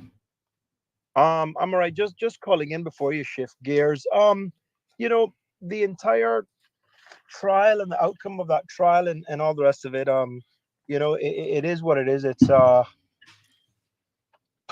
I don't think too many people were surprised. Some were upset. You know, it's just I can't find the words for it. So let me just dive into what I called in about. I think we reached a stage now in Cayman where the ladies who were subjected to the alleged assault or whatever transpired in the evening in question, they were brave enough to at least participate or allow themselves to be involved in a criminal sort of matter, investigation, trial, all the rest of it. But there's countless other women out there every day who aren't fortunate enough to have the platform, the courage, or the support to do the right thing. And I think, you know, no, I don't even want to say do the right thing when it comes to victims, because no. What I'm saying is do the right thing in the sense of it's very, very difficult, but I'm aware of, I have sisters, I'm aware of that, you know, there are a lot of incorrigible, desperate, pathetic, drunk men out there who just don't get a clue or understand that your advances only count if they are wanted and reciprocated, but it is not your place to lay your hand on anybody. You don't have their consent. You're not in a relationship with them where it is and can I say something about Stratton Ebanks? Okay. I don't give a fuck to say it about Hey, I know you didn't just curse. I didn't just curse. I just said I didn't give a fudge. Oh, a fudge. Oh, okay. Yeah. I wanted you to repeat it because you know them Christian people out there they can call off rag on us. Claim that they claim Julie gonna call him. He didn't say fudge. He said another F word. No, oh, but okay. Hold on. Good. Here's what the Christian should do. Here's what the Christian people should do. No. No. Stop. They should pray for the country. They should pray for the leaders. They should pray for. They had all a prayer the thing yesterday, though. They did pray yesterday. They should pray for every victim, every woman, female, girl, child, boy that has been subjected to inappropriate behavior, inappropriate touching, somebody who basically puts them in a position where they feel uncomfortable and they have to accept the nonsense where somebody's pretending to be your friend or pretending to be drunk or is appropriate, because what's going to happen, and this is just me, Johan, talking as a citizen of the country. I have children, so I get the importance of it, right? Like I have sisters, but one of these days, in the very near future, one of these idiots is going to contact, touch, molest, assault, be inappropriate with your loved one, whether it be your wife, your girlfriend, your sister, your mother, or one of your friends that you care about. And what's going to happen is we're going to reach the conclusion pretty quickly that you can't have trust in the legal system, because I think we've reached there already, but go on. Well, I was going to say, look at where this thing fell apart, for better or for worse. So therefore, let's be conscious as a community and teach every woman, every girl, every child, anybody that touches you, anybody that makes you feel awkward, feel weird, any man that is compelled to hug every woman that they see because they're just friendly or whatever, that's not normal. I'm responsible enough. You're my friend and we don't hug each other every time we see each other. Yeah, we have some colorful conversations and it's always, some would deem inappropriate, but we don't hug and I don't rub my back or you don't rub my back and we're friends. I know both Pilar and I would be busting your head. You get it double. One from a West Bay and one pow from a Georgetowner. Pow. A crazy Georgetowner that has no sense by her own admission. But I say all of that to say this: we've got to teach women. And Sandy, you have a platform that everybody listens to, everybody watches, people that hate you, people that love you, people that are intrigued about what's going on in Cayman, and use the platform to tell everybody, because I truly believe this: no one must touch you, no one must put their hand on you, no one must kiss you or be suggestive or in the hopes of being polite, so you're giving somebody a kiss. In the workplace, shake a man's hand, shake a woman's hand. You don't need to hug the person. You don't need all of that. But I'm saying all of that because there's so many people out in society that don't get a platform where, and it's a hard thing to be the subject of a trial for a victim, where they are put in positions where somebody's always trying to touch them without their consent. So therefore, ladies, children, women, girls, it's appropriate for you to say no loudly.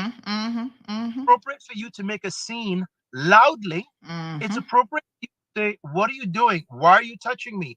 I didn't give you permission to touch me. And say so that people hear. And then maybe, just maybe, those people who act in that manner that makes you feel uncomfortable will then say to themselves, Ross, I didn't see that one coming. I made a mistake. I'm sorry. What do you think? Let me ask you a question, Johan. What do you think of the individuals who I'm talking about the other MPs and people around who sit back and do nothing to protect people? Listen, I'm of the opinion that as soon as an allegation is lodged, it needs to be fully investigated immediately. You need to get to the bottom of it. No time should be wasted. And why do you force women to be in the same work environment, the same place, potentially the same elevator, the same parking lot as the person that they're complaining against in the workplace? Because let us not forget that the only person who had the testicular fortitude, pun intended, to do anything about sexual harassment in government, especially when it comes to MPs, I'm speaking specifically about, was the former Premier, Wayne Panton, when he removed Chris Saunders. And even that took a minute for the victims to really say, okay, enough is enough, and they were going to do something about it. I think what I'm talking about extends and includes behavior of any public official, any MP, anybody that is in leadership position, whether they're elected or non-elected. I think every person that is potentially subjected to or feels awkward and at ease or ill will towards anybody sort of abusing their power or being suggestive, reserves a right to tell that person loudly to F off, and make sure you say it where other people hear you so that there's witnesses, because we've reached a stage now where charges by the DPP and a trial don't really count. This is about doing what you need to do to look after yourself, because I'm going to say this. I've got a little one. You've got a little one. Everybody loves their kids, but anybody not everybody, but some people do. We do. Okay, so we can only speak for ourselves. A lot of good parents, a lot of good people live and die to protect their children and their loved ones. And I think we've reached a stage now where we need to teach women who are subjected to a level of pressure and innuendo and inappropriate sort of commentary and behavior. It's okay for you to be loud. It's okay for you to be obnoxious. It's okay for you to meet that level of nonsense with a greater degree of embarrassing behavior, so that people understand I'm not about that. And I'm not blaming any woman, any child, any victim. It's just that it is systemic, it's acceptable, or it has become acceptable, and really and truly people don't understand that it can damage the individual. And it doesn't matter if they're a 50-year-old woman, a 15-year-old girl, or a 5-year-old child. It's these things that stick with you. And I say this as a parent, and this is not about politics. This is about me as a citizen, me as a man, me as a father, me as a partner, me as a friend to many.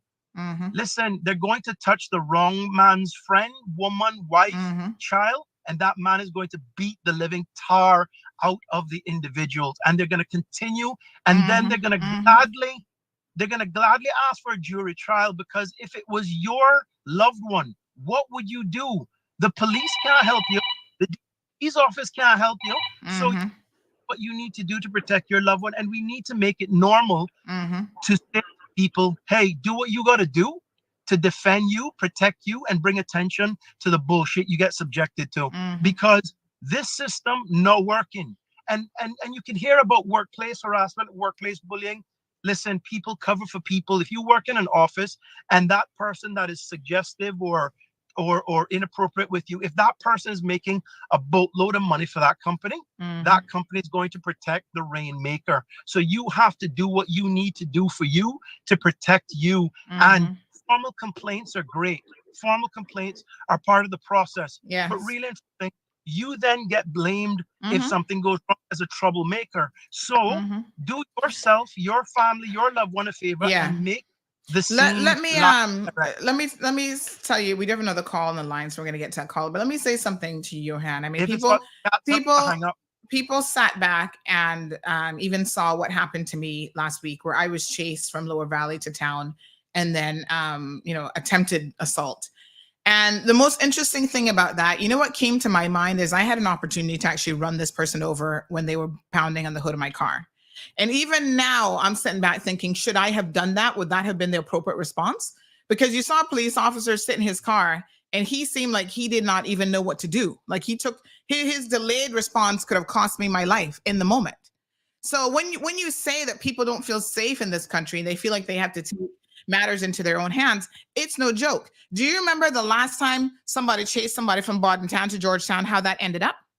The person ended up dead after being ran over multiple times down by the warehouses there, close to. I know you're talking about. Right? Yeah. And now somebody's on trial for that murder. Yep. You see how things can go really sideways? And a lot of people might be like, oh, but Sandy, look, she was scared. She was on the phone calling 911, because that is the correct thing to do. Because the day Sandy run somebody over and kill somebody because they decided to chase me like a fool, and I felt like my life was in danger, then y'all gonna be looking at me and wanting to blame me for ish. And you see how quickly things can go wrong? People need to think about this stuff because this has some real repercussions. This kind of stuff is not a joke. When people are threatening you and they're rolling up on you, you have a right to defend yourself. And in the moment, sometimes when you defend yourself, you might take it too far. And that might cost that person their life. So, you know, people need to start thinking about how victims are also feeling in these types of situations. And when the system isn't offering you any protection, what are you supposed to do? Let's focus back in on this, right? Any man that rolls up on you, hey Sandy, how you doing? Hand on your back, I want to kiss you, I want to I'm just saying, using you as an example, loudly say, I pity the fool.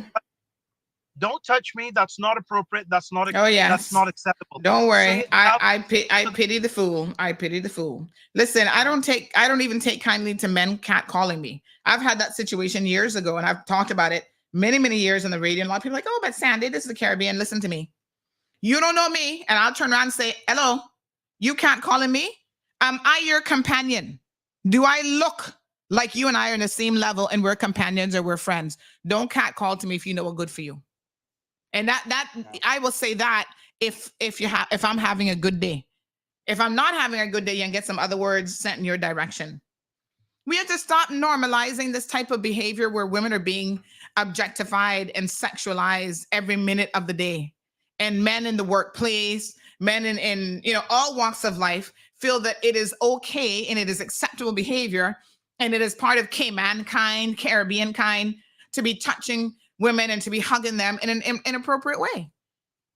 That's what we need to talk about. We need to stop normalizing this. How many passes is Stratton Ebanks and Mr. Bush going to get before everybody around him stops placating him and says, look, you Stratton. You need to leave men alone. You need to leave little boys alone. You need to leave girls alone. You need to leave women alone. Right? You've been married for umpteenth years. Why can't you get it together? Yeah. Why do you keep doing this? It's like a broken record. The behavior of Stratton Ebanks has been around for 45, 50 years. Come on now. Sandy, you just said something that's very important. We also gotta let the boy children, the young men understand. Ain't nobody supposed to touch you. Ain't no exactly. We put all of the responsibility on the victim. And I agree that when you find yourself in the situation, your response needs to reflect how you're really feeling in the moment. And I know we suppress these feelings, but we need to be having the conversation about why the Stratton Ebanks of the world feel like they can run around Cayman and do whatever they want to whomever they want, and there will never be any consequences to that kind of behavior. Those characters and those personalities and those sexual deviants are going to eventually mess with the wrong person's loved one, and it will end badly because I don't have any faith in the RCIPS. I have no faith in the justice system. They can investigate every manner of bullshit episode except the people that are really doing the bad things in Cayman. Leave me there. So that's all I can say, and that's all I wanted to share.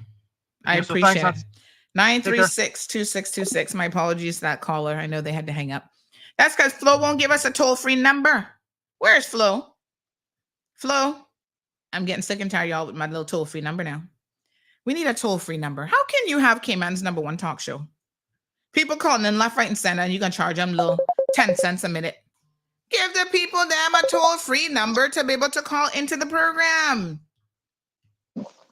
Flo don't get how good I can make them look around. Good morning, caller. This person just messaged me and says, Sandy, I missed it. Who's Stratton Ebanks? They missed a lot. Good morning, Miss Darlene. Yes, happy Monday. Listen, I keep saying over my head that I think it's time that schools, whether it's public school, private school, put some form of education, sex and relationships, because I don't see a lot of us as parents that is doing this. And secondly, I think that our kids in this day and age tend to not come to their parents. We would go to our parents and we welcome them. But these type of generation now, they believe that they know everything. Google tells them what to do and whatnot. So where we would have gone to our parents and discussed things, they're not doing that anymore. But they will sit down and they will listen to an instructor or teacher or whatever. And perhaps this is where it's at, because let's face it, it's a lot of bad relationships that makes things like this happen. So I just thought that I know they don't want to talk about the simple thing like birth controls, but something in the law need to be so that our young people, not only boys, I mean girls, but boys too, like Johan say, will understand what is meaningful, and at the same time protect themselves from being so vulnerable and stuff like that. So that's my take on it today. Thank you so much, caller. 936-2626.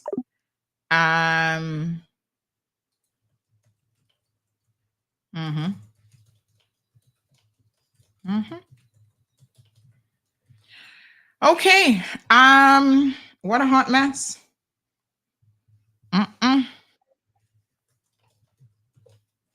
Yep. I tell you. This person says, appreciate Johan's comments, but the problem is you don't know who to trust. You don't know who to go to. You can't trust anyone. You can't trust your bosses. You can't trust your friends. You can't trust the police. Who? When someone like this is so powerful and has been around for so long, he knows where all the bones are buried. That's why so many remain silent. That's a very, very, very good point. Maybe that's why people like Julie can't speak out. Because Makiva knows where all her bones are buried in the hotel room next door for every single business trip. Sydney says, thank you, Sandra, for standing for victims. Remember when they were trying to remove him previously? Oh, somebody from the UK is calling us. Good morning, caller. Welcome to the program. Good morning, Miss Sandy. This is Shields. Just thought I'd put a voice to the name. Oh my gosh, all the way from the UK. Yes, all the way. All the way. Thank you so much. I look forward to the show because it makes me feel like I'm at home. And you definitely keep us informed. But I don't have very much time, and as you know, the cost is a little bit more for myself. Yeah, call next time. Call through WhatsApp. But go on. I will. Yeah, I will.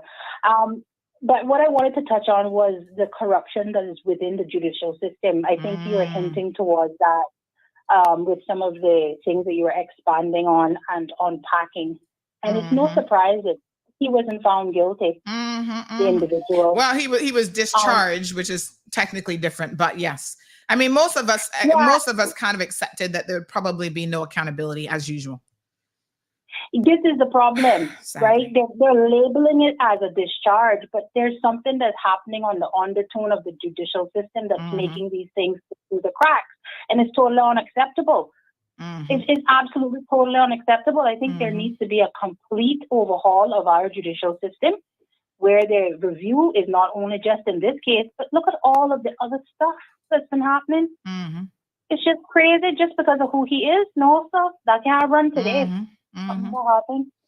Anyway, Blau, you have a blessed day. Thank you, my dear. I appreciate it. Keep up the good work. Thank you. Appreciate it. Bye-bye. Bye-bye. All right. Patricia says kindergarten at CIS are taught the right and wrong types of touching. Need I remind you all that I found it quite shocking to hear the previous governor called me in once for a meeting, talking about my advocacy on protecting children. And I was quite surprised to learn that, I was actually shocked. Surprise in the word, pure shock and awe that, the UK government has provided funding for continual education of children. And the issue there is that when they went to the schools with, okay, we're going to have programs for children, age appropriate programs to teach them good touch, bad touch, all this kind of stuff. All of the religious schools, Baptists, what's the one in West Bay called? Grace Academy, all these schools, and to be quite honest, most schools in Cayman have a religious affiliation with churches and stuff like that. They all said, oh, no. Our religious beliefs and programming does not allow us to teach any of this. We can't take on this curriculum. Do y'all understand what I'm saying? They have come up with money and funding and programs for us to educate our children so that they don't become easy prey and easy victims. The schools have said that they will not sign up for it. They will not do it to protect your children because of religion. Please have it make sense, because it doesn't make any sense to me. Berman Scott, good morning. Mr. Berman says the police is the reason why crime is getting worse. The bad kids need to be sent to boot camp instead of the cadet corps. Corruption is also some of the problem. I don't know, Mr. Berman, that you can really blame the police. I think who you need to blame is you need to start with parents who are charged with the responsibility of actually raising children. You're the first point of contact for your child. You're their first teacher. You're their first everything, their first friend, their first influencer. And if you allow anybody else to come in and usurp your role and take that over, you can't blame the police. The police comes in, and unfortunately, when the police comes in, it's at the tail end of like, okay, now we're trying to deal with criminals. When the police start to get involved with your children, it's no longer about deterrence. It's about, paying back the community for what your child has done in some shape, form, or another. I think parents need to take some serious accountability for the type of children that they're raising. And then once you become an adult, you yourself have to take accountability for your own actions. You can't continue to blame everybody else out there, right? Even when stuff has happened to you and you've had, I had a bad childhood. Tell us which one of us hasn't, really. Some worse than others. But let me be very frank. There's a lot of people who've had horrible childhoods, and they're not going out there beating up everybody that they come across or becoming gangbangers or worse. Shaka Zulu says Mr. Scott is on point about the boot camp. This needs to be mandated. And again, you're talking about after problems have developed. Good kids don't need a boot camp. So you're already chasing the problem after the fact. Go and read the Yolanda Ford's report if you have not done so already. Johan says nobody is supposed to touch any minor, plus nobody is supposed to touch any adult without their consent. And this issue of touching adults without their consent seems to be lost on a lot of individuals. Miss Marion, good morning. She says charity begins at home. That's how we say it when we mean to tell you, you start doing your job at home first. Let me just see here. Leanna says it's a crying shame, Auntie Sandy. Our leader as a woman cannot even put her hoof down on these fools, which makes her a fool herself. Don't be surprised if the MPs are grooming little kids on the road if they can groom women in the offices. Strong Wilt says, hi, Sandy. As my grandmother would say, Julie, don't care. She no business with nothing. Leroy says DPP did not do their research. They don't care. I mean, Ingrid, buenos dias. Misty, DM me on WhatsApp for the link, because there's two different options that you have for the cameras. I mean, it's unfortunate that we're here this morning saying how little faith we have in the judiciary because of foolishness like this. Hunter says harm and touch are different, just looking for clarity. What do you mean harm and touch are different? So let me try to clarify this for you, Hunter, because perhaps this is a teachable moment and you all have to understand very, very carefully. You don't have the right to touch anybody. Any form of touch that is unwanted is assault. Yes? There's assault and battery. Law School 101. You can assault someone with your very words, and you can batter someone with the very touch of a finger. So the assault is the apprehension, intentional or reckless. So in other words, you don't have to have meaned it, but you're reckless about it. And this is one of the things that complainant, well, turns out she wasn't really a complainant. The second person that got the hickey in her hand, I got the feeling that she did not understand that for a battery to take place, one does not have to intend to actually cause any harm. You can recklessly do it. Right? So it's not a question if you sat down and thought, okay, I gotta grab her hand and put bite marks and a hick in, and you've thought about it when you're in a drunken state. The chances of you thinking about anything clearly is zilch. It's not happening. But your behavior is so reckless. So there is an element of recklessness that is involved. So it doesn't have to be that you're harming someone, that you intended to do it, like there was a forethought involved. You don't need to write a philosophy book on what your intention was. Recklessness counts as well. And in some instances, even being negligent about it is enough. Those are the legal definitions. And I think, unfortunately, most people put up with, including women, put up with far more than they should. Because they haven't really ever thought about even what any of this means. When you hear someone talk about it was so uncomfortable to the point that they had to sit in their car for 20 minutes to talk to their government bosses, that has impacted you in a way that you probably don't really appreciate if you then go on to say, well, he didn't intend to harm me. You seem like you were psychologically harmed by what occurred. But, we all have different definitions, but the law can be very, very clear. And if a victim isn't willing to participate, or if not even a victim, if she says, well, I'm not really a victim, there are women who are outright assaulted very forcefully who will tell you that they're also not a victim because of how they've been taught. And that's how rapists and stuff get away with some of their behavior for far too long.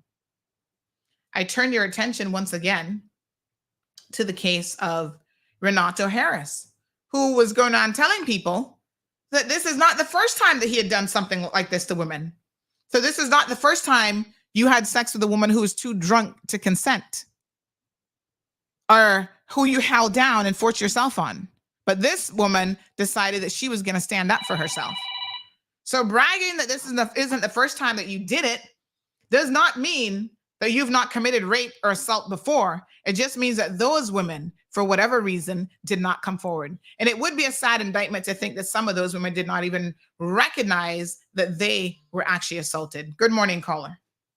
Good morning, Sunday. As usual, you got a wonderful, well, unfortunately, we had to talk about these things. Yes. And you seem to be the only one that has the gall to do so. Your program is far overdue. If what has happened to McKeever, he can't help himself. But my suggestion. Wait a minute. What has happened to him? Why can't he help himself? Help me understand this. Because he's a repeat offender. But that doesn't mean he can't help himself. That means that he's never been held accountable enough to the point. He can help himself, okay, but refuse to do so. Right. Let's make sure we get it right now, because there's a lot of people like him, including our Stratton Ebanks, who's sitting there listening, and they think they get a pass because they can't help themselves. You don't get a pass. Why don't he analyze his action over the years and say, listen, I want to do something productive. Make his family, his wife must be so sad. Poor her. She's a victim too. Yeah. And the thing about it is, why don't he sit down and say, listen, I want to help other victims. I am going to go to all of the schools. Oh, Lord. Now listen to me. You are asking someone who themselves have been groomed for 50 years in a marriage to just put up with any and everything. And you can't expect certain people to ever stand up. Let's be very clear. But you never know, because people know him. They would be inclined to listen to him. And if he's genuinely sorry for what he's done. Well, that has never been demonstrated. Have you ever heard of any genuinely being genuinely sorry? No. Well, there you go. You got to start with an authentic place. Like if somebody isn't sorry for their behavior, in fact, they don't see anything wrong with their behavior. They hire high-powered lawyers to undermine complainants and to make up all sorts of foolishness about bad knees and this and that, when it is quite obvious that they don't have a problem with what it is that they're doing. They encourage women to come out and support them and to sit in the gallery there in the court office to support them. And all of this is very contrived. Walking around with his crutch and his roller. Somebody sent me a picture of before and after with the Harvey Weinstein episode with the walker. All this stuff is all contrived and made up. Yeah. I mean, McKeever has been a manipulator all his life. Well, you know, I don't know. It's really sad that he has put himself. He come from humble beginning and put himself in this position. Just thinking, you know, power is a great thing, but it can destroy it too. You know, and where is Julie in all of this? She is quiet. She's quiet as a church mouse. She has never spoke up for victims of anything. No. And you're totally right about the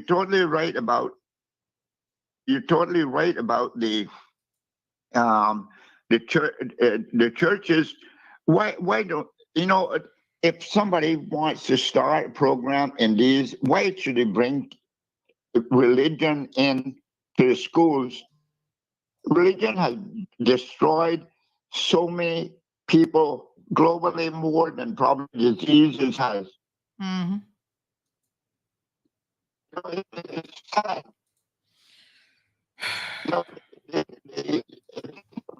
Oh gosh, look how your connection gone. The connection gone such kind of bad there. Hello? Yeah, you're the connection's really poor now. I'm not quite sure what happened. But there it got a little bit better. Okay. I got Chinese phone. Thank you, my dear. I appreciate the comments this morning. Oh, okay.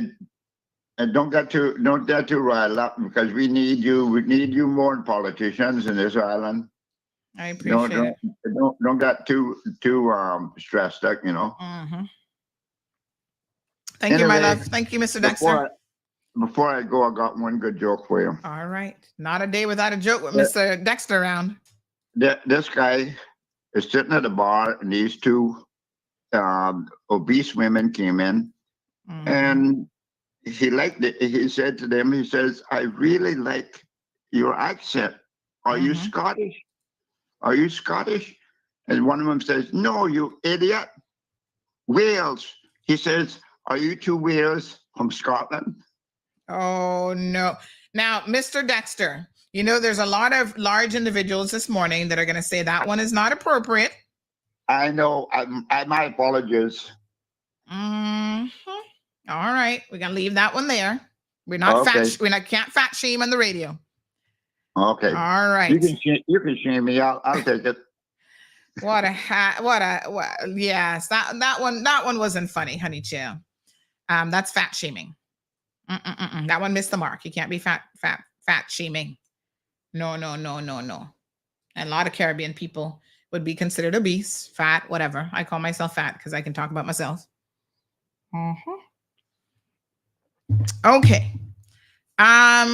Yes, you know, you got to make sure that your jokes kind of reach a certain mark in terms of appropriateness.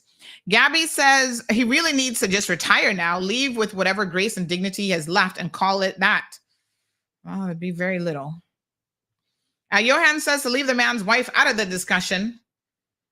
You know, there's so many people around him, I think, that have been unfortunately his own family, to his behavior. They didn't ask to be family members, and they certainly are not out there participating in this behavior. So I do feel I'm really sorry for them. And most Caymanian bad boys, even when they're politicians, you notice that they have a tendency to go after a certain personality type.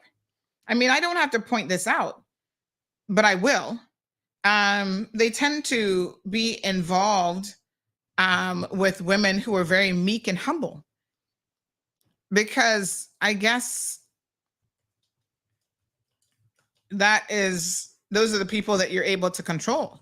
And Mr. Bush is no different. Miss Carey is a very meek and humble woman who doesn't even look like she ever raises her voice or does anything assertive or aggressive. Alden McLaughlin, look at Miss Kim, very meek and humble. These women hardly even talk to you. Chris Saunders, even his wife, you know, she might not be quite as meek and humble as the other two because she's got a little bit of that Jamaican flavor in her, but she's still very meek and humble. And I think they purposely are attracted to women like that as wives because, you know, they can just sit back. Trust me, they would never marry somebody like me. Oh, geez. Imagine a Stratton Ebanks trying to marry somebody like me. Oh, honey child. Oh, God. That certainly wouldn't work out well for him.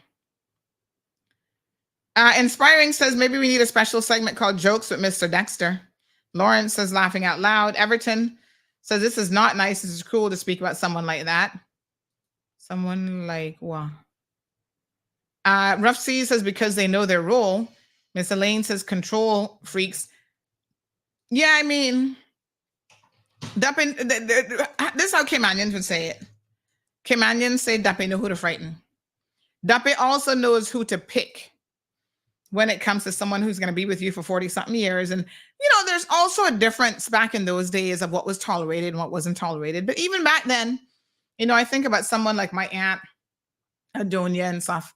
You know, she wouldn't have been the one even 50 years ago. She's in her 70s, and she definitely would not have been the one that somebody like a Stratton Ebanks would be attracted to, because she would have put her foot down on you a long time ago.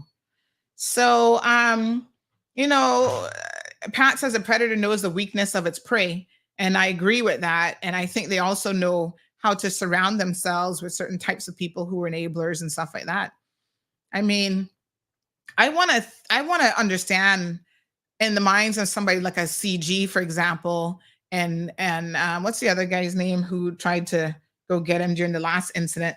What do these guys always think? Like they run in there. Literally, they had it in video, but they didn't show everything, obviously, that the video captured. You know, CG rushing in there, trying to get Mr. Bush out of a situation. Why would CG need to show up? Ask yourselves this question. If nothing happened that day at the Ritz-Carlton, and it's just a question of one complainant overreacting as y'all want to claim, right?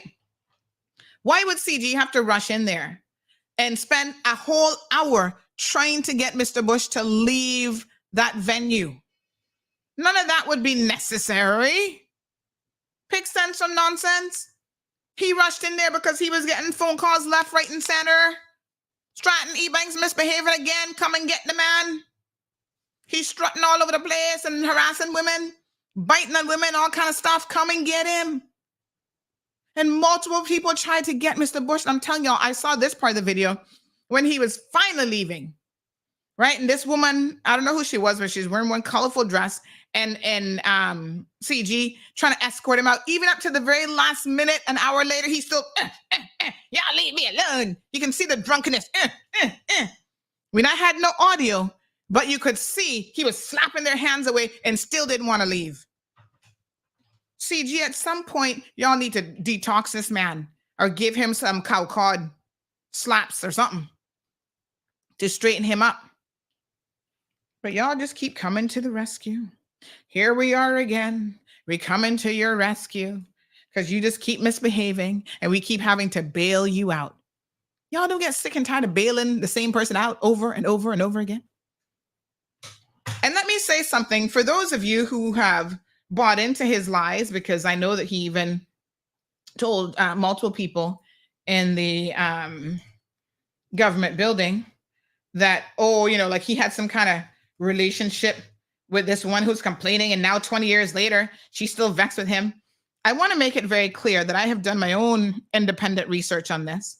And I can tell you that that man, because I know he said it to y'all because y'all told me, that he is a bona fide liar. Okay? I have no fear of contradiction when I tell you that the relationship between complainant number 1 and the not complainant number 2 with this man is very, very different. This is not somebody he would walk up to and warmly greet and hug and ask about their mother. In fact, she has barely spoken to the man her entire life, although he has been inappropriate with her in the past. So put that against the backdrop of you walking up to a woman that you don't know and trying to kiss her on her shoulder. You would have to know. It don't take no brain surgeon, no PhD to know that this would have been unwanted. They did not have that kind of relationship.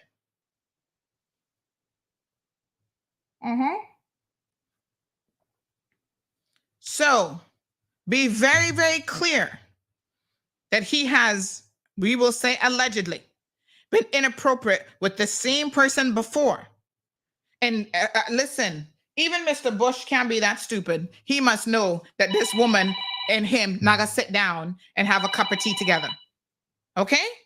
It's not that kind of a relationship, which really demonstrates to me how inappropriate he really is, and he just don't get it. Good morning, caller. Welcome to the program. Hi, good morning, Miss Sunday. I just want to give my 2 cents on this topic that we're after this morning regarding inappropriate touching and stuff. I remember when I was working with a renowned security company here in the Cayman Islands. We were basically on a location where it was a group of men and women, both security men and women. And I remember we have this one particular guy who feels like he can just walk around and touch everybody and talk to them and touch them. But you have some female that they pay this thing for a joke, person's touching them and they're skinning out their teeth, they're grinning and they're behaving some sort of way. And I watch him and I let him know that to tell you something. What all of the security girls in here, please let me be the last one you think of to even talk and touch. Because we turn out the location upside down. I tell him plain and shit and him I go say, but I can't touch you, so I'm going to tell you something. You don't run that joke with me. I will take off this uniform and deal with it right here. They run with me because I'm telling you one of the most disgusting things a person can ever do is be talking to me and touching me. I don't like it. Good, and you have some people is like that. They talk and every word come out of them out, they touch you. Yes. I do not like it, and I make my point very clear. When you talk to me, do not touch. You can talk without touching me. You have some, you work in some environment and you have some man there. You will be standing in maybe in a hallway or a little area where you basically have to move for that person to pass, and they want to push up themselves on you. We not run them joke them standing. Good for you. We not run them joke with people. If me is here and you feel like you want to pass, the appropriate thing for you to do is ask me to excuse so you can pass and pass clearly. That's right. Brush for me. Because wherever me work, we take off the uniform. We take it off because some people feel like that thing is joke, and because them feel like, or because them have done it already to other women and them say nothing about it. They feel like every woman is just the same. You know, and then they joke, they find blank clearly that is inappropriate. No matter what kind of relationship you and the person have, there is boundaries for certain things where you know you're not supposed to do. And some of them man here, me standing them not to make the word man come out of their mouth. Because a good, decent man will know that doing certain things to a woman is not acceptable. Because first and foremost, if you ever do certain things to a woman, me feel like the first thing you're supposed to do is think about your wife, your daughter, your mother, and feel like if it will be okay for somebody else to do that to your child, your wife, or your mother. And if it is not, then you can't pass the place with people like that. Exactly. I love the topic where you are, and it's very, very nice. Thank you. Thank you so much. Okay, my dear. Man. I mean, unfortunately, this caller is right. And I think that unfortunately, these men, like I said, there's never been an accountability. If you go 50 years of engaging in this type of behavior and you keep getting away with it, in fact, what ends up happening is you feel empowered to continue to do it. Let me be very, very clear here, right? Anybody in their right mind who defends Mr. Bush at this point in his career with his slackness need to have their head checked. Regardless of, let's not even get into the intricate details. right?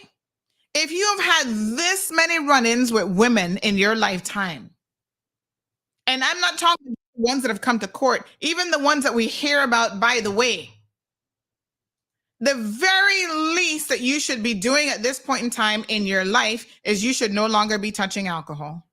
Am I right?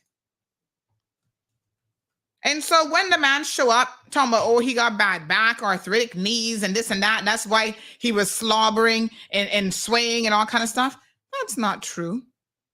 The defense attorney doesn't care about the truth. She only cares about putting forth his side of the story. It's so funny how they talk about the DPP has a duty to ensure that justice is served even when it goes against their case. But it's also ironic that apparently defense attorneys don't have to operate by the same standards. They can put up any kind of BS story, cockamamie story, and these lawyers know that what their clients be saying is a bold-faced lie. Arthritic knees don't make you slur your words, huh? Not the last time I checked. They don't make you when you're sitting down unstable, even when you're sitting down and spilling your drink all over the place. Somebody sent me this yesterday, which I thought was kind of funny and not funny at the same time. They say day one with his Weinstein Walker, magic cure as trial is being dismissed. Oh, yeah. He could walk out. He did have his little stick still, though, in the lower picture, to be fair to him. The man never need no stick, no cane. He can walk perfectly fine without it. It's so funny that he had bad arthritic knees, and yet when he walked into the Ritz-Carlton that evening, he wasn't walking with a stroller or a cane. So if his knees are that bad that they make him so unstable that it just looks like he's drunk, why didn't he have a cane? That's what I wanted to know when I was looking at this fake defense that they were putting on. But of course, the jury never got the case because it got thrown out on a legal technicality. DPP, that's on you, honey child. Y'all better answer some questions. Strong Wilt says, I agree with that caller. Ingrid says, that's right, caller.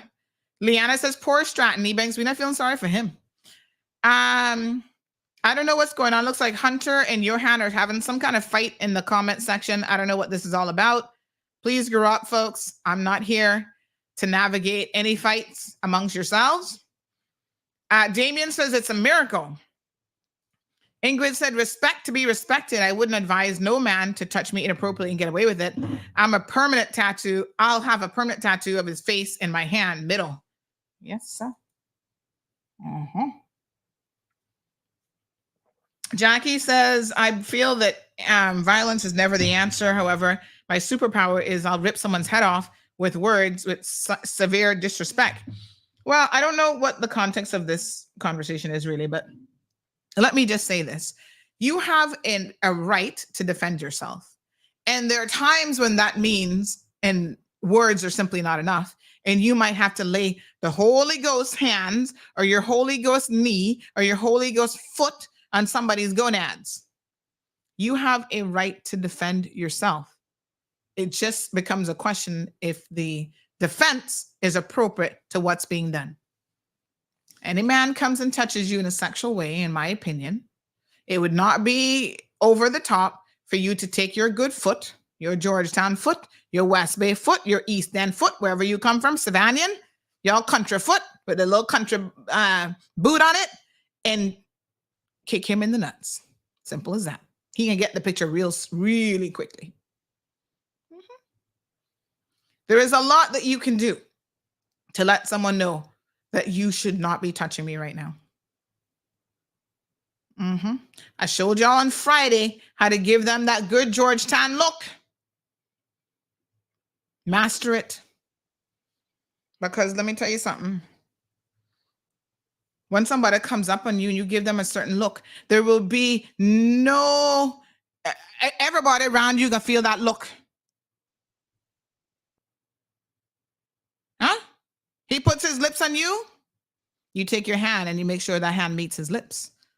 Sir, don't touch me. This is not welcome. Lord Jesus, what a mess. He's probably a Freemason or lodge, So you know how that goes. Always a cover up, says Shields. You know what is so funny about that is, unfortunately, I can't remember which one he might be in. I think he is in one, actually. And whether or not, they really look out for each other like that, a Freemason, whatever, there is always that undercurrent of people believing that people who are in these fraternities get a pass. Good morning, caller. Hi, good morning, mommy. Hello. You're calling the show this morning? Yeah. 936-2626. No. Sorry. Totally. I didn't get a question. But I just, Leonard, I was just calling me to get the guy number who found my wallet. A guy who found your wallet. Which wallet is this now? Leonard Masters. Okay. I have to check with the other page administrator to find out, because most of those I don't actually post myself. So just send me a WhatsApp message, and then I'm going to send her your number. And the same number? Yes, sir. I'll ask her to reach out to you. All right, dear. Okay, good. All right. You went a whole week without your wallet. My goodness. So, we need to change, I think, a lot of things, and this really brings out. So somebody says, and the question about the possibility, oh yes, this was interesting. Listen, the job of the defense attorney is to confuse the heck out of you. Let me be very, very clear on the stand. They will try to confuse you, and you just have to stick your ground, right? So there's one question that was kind of peculiar about, but Mr. Bush was speaking very, very fast. Maybe that's what you confuse with him slurring his words. I was like, say what?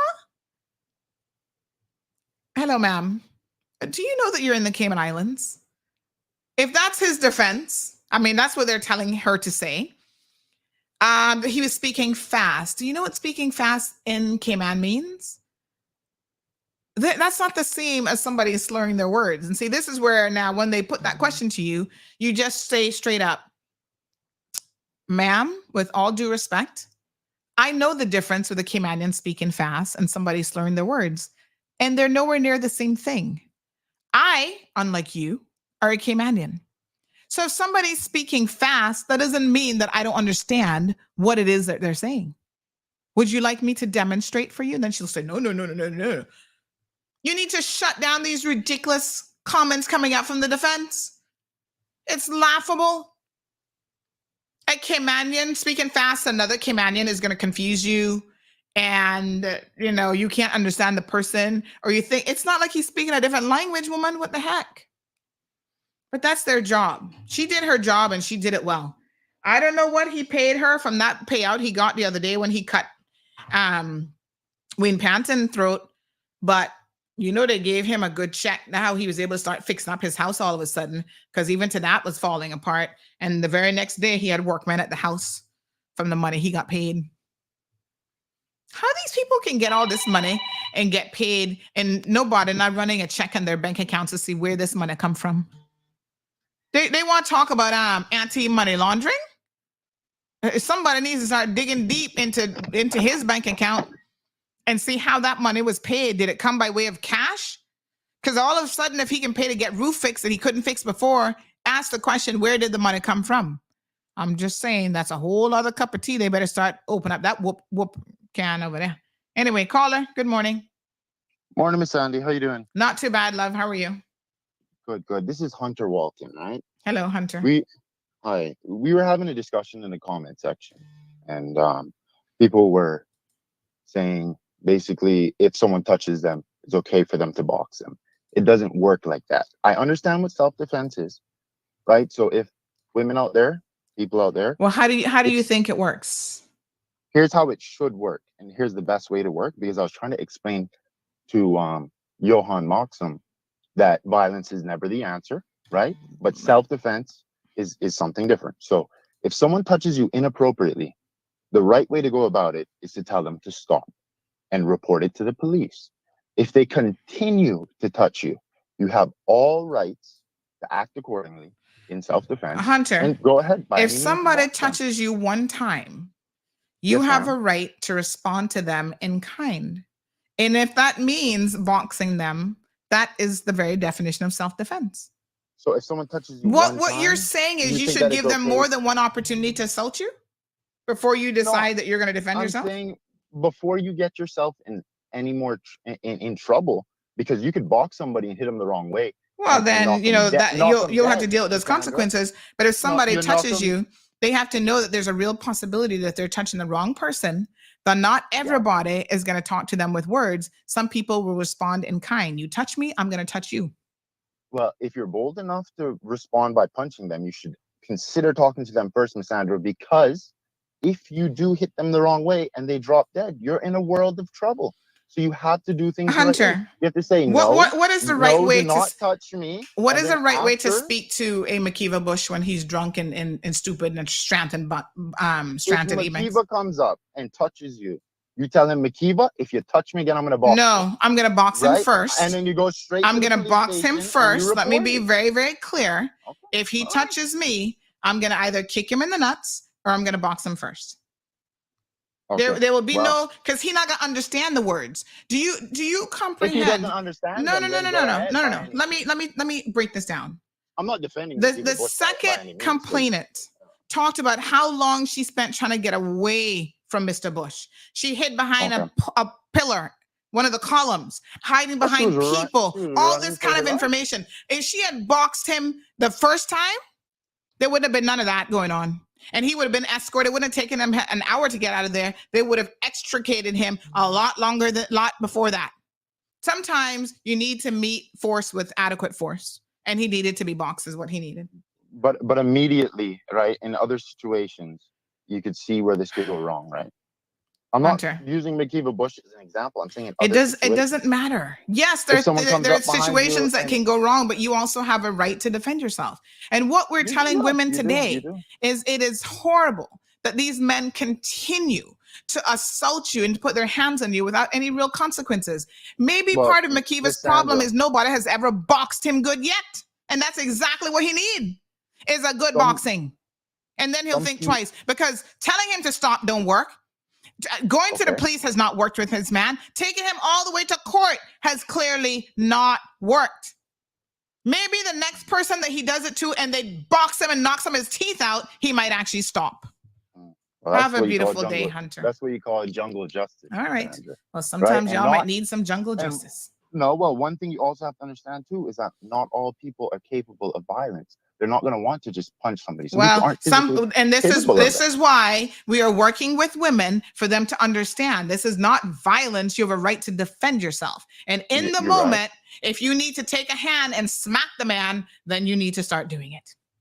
But I think the appropriate thing for you guys to be doing is to be teaching the proper procedure first. Okay, not just jumping to conclusions and saying, oh, someone touches you, immediately box them. You have to at least say, hey, please don't touch me. You're touching me inappropriately. You go report it to the police, right? Or if they continue, please don't touch me. Wow. I don't think that works against people like Mr. Bush. I'm sorry. It hasn't worked in 45 years. So like you're saying, he was following her and whatnot. I mean, by any means, she has all rights to defend herself. You see what I'm saying? That was an aggressive attack. What's being described in the comment section is somebody patting you on the back, you're gonna punch him because you don't like him? No, you have to say, you know what I mean? You have to be clear. Not everybody is perfectly capable of understanding how these things work in context. You know, not everybody understands the law. So when you're just telling people, if someone touches you and you don't like it, box them, you're promoting violence. And I understand that might be what the show is about. So, you know, whatever. We'll leave it there. Thanks. Oh, good Jesus. Miss Darlene is going to defend Hunter right up until the end. She says, Sandy, he's just saying or repeating what you suggested earlier about going to the police in the case of you and your sibling. Decide what is the right thing to do. Yes, but Miss Darlene, the second she came at me to put her hands on me, you saw my response. This was no longer about involving the police and right in front of the police officer. Next time, I got to have something ready for her. Trust me. So while she was coming at me with my hands, I'm not sitting there going, oh, she's going to be able to hit me and I'm not going to do nothing. I don't think so. Touching someone is different. Okay? If the threat is words and somebody chasing you, and you still have the opportunity to try to contact the police, that's one thing. Putting your hands on me is another thing. That is when I put up my hands and I'm ready to rumble with you. As someone who has never, I'm not a violent person. I've never had a fight in my adult life.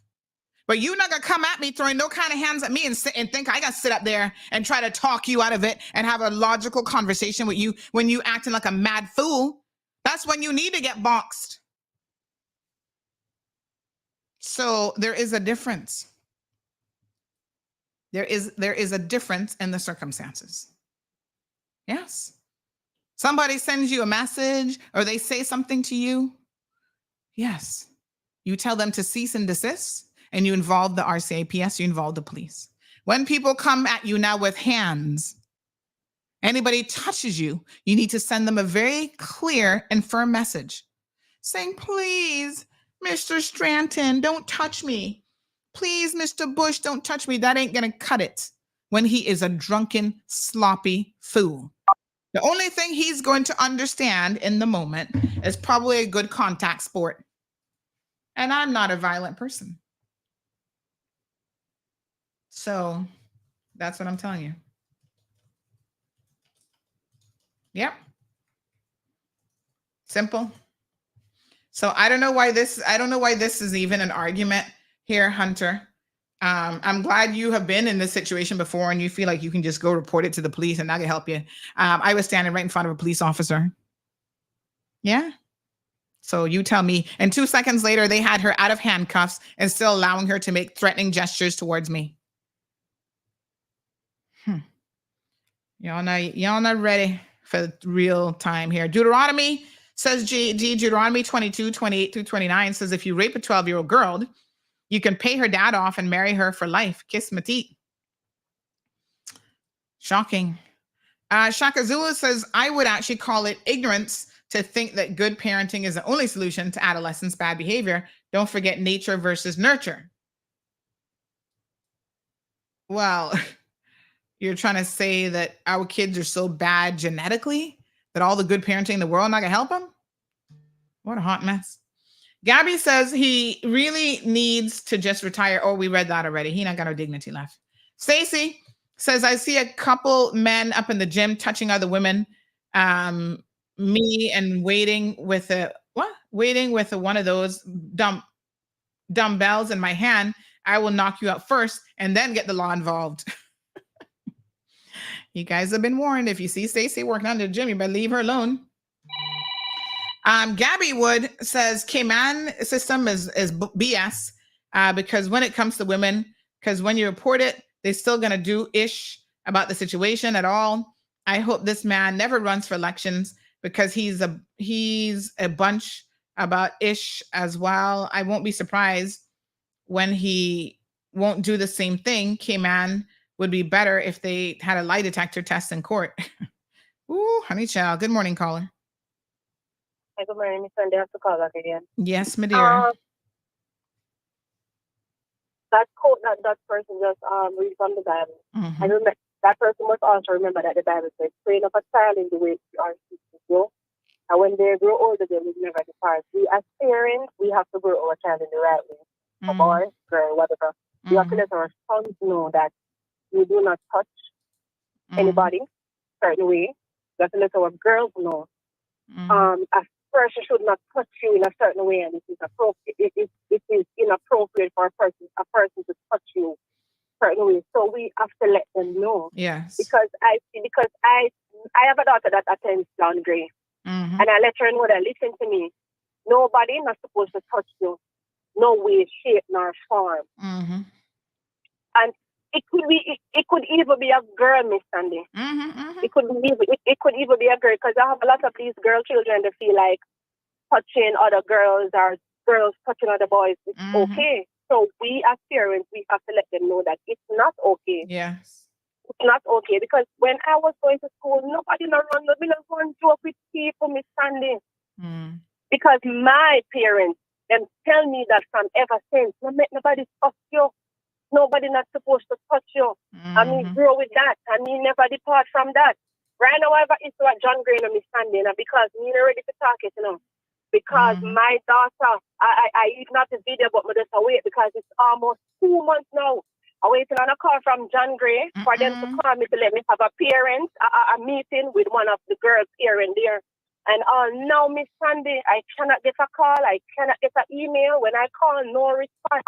And I leave it there because we're ready yet. I have the video on my phone with almost 5 girls come to beat my daughter. Them lay away my daughter, Miss Sandy, to beat my daughter. And even when the teacher came to take one of the girl away from my daughter, the girl flashed out of the teacher and I got to box my daughter in her face, Miss Sandy. And when I went there and the teacher called the girl and talked to her, she said nothing about my daughter is telling a lie. But lucky enough, them people enough at John Gray to make children at that school have phone so they could figure everything, so I have the evidence. I mean, I wait for them to come and to tell me what is going on because this thing is not right.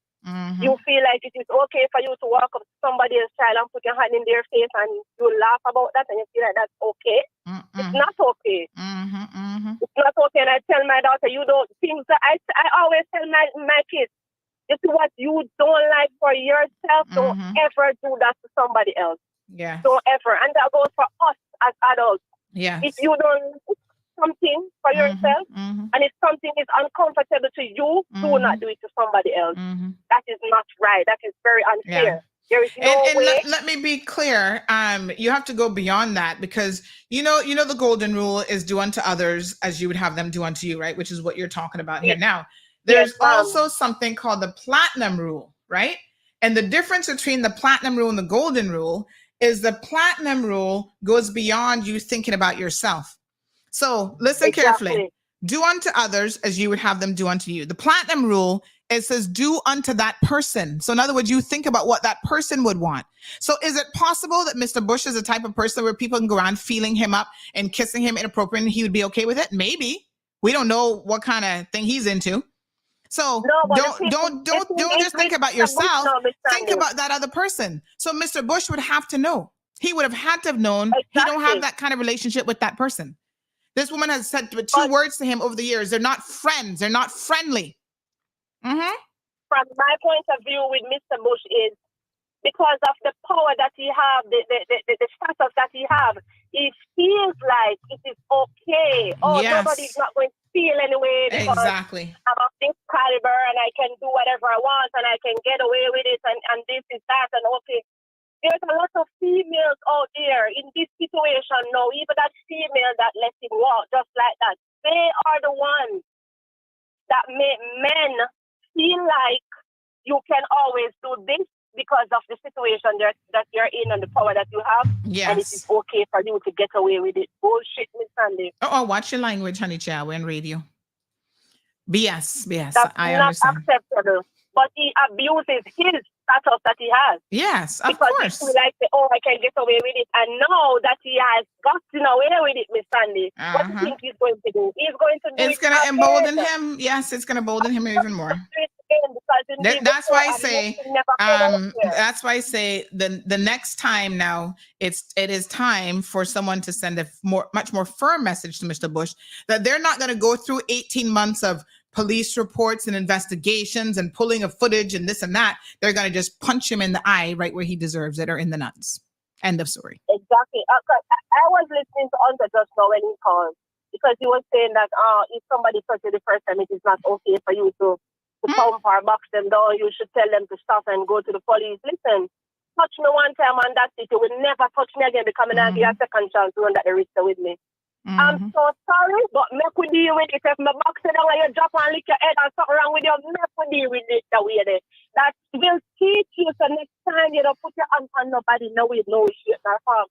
So this kind of thing about the busted where you have when you drop and lick your head when my box and stick you down. This kind of thing about it and the trauma where you go through, that will teach us the next time do not touch anybody in certain way that you know you're not supposed to touch them. So that's going to teach you. Me now we are trying to deal with no police because nowadays me know them police and them don't care. Yep. You report one incident 6, 7, 8, 9, 10 months, nothing until it is left when nothing has happened about it.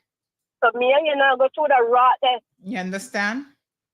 Thank you, caller. I appreciate it. What a hot mess.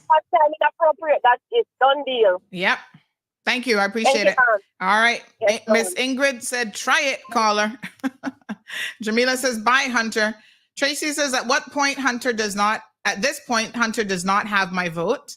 What a hot mess. Matt says, amen, Sandy. Blackberry says, ask him if he's ever been assaulted in any way. I'm curious too. Summer says, Mr. Hunter, do yourself a favor and get off the call. Liana says, I wish that Cayman would turn to jungle justice.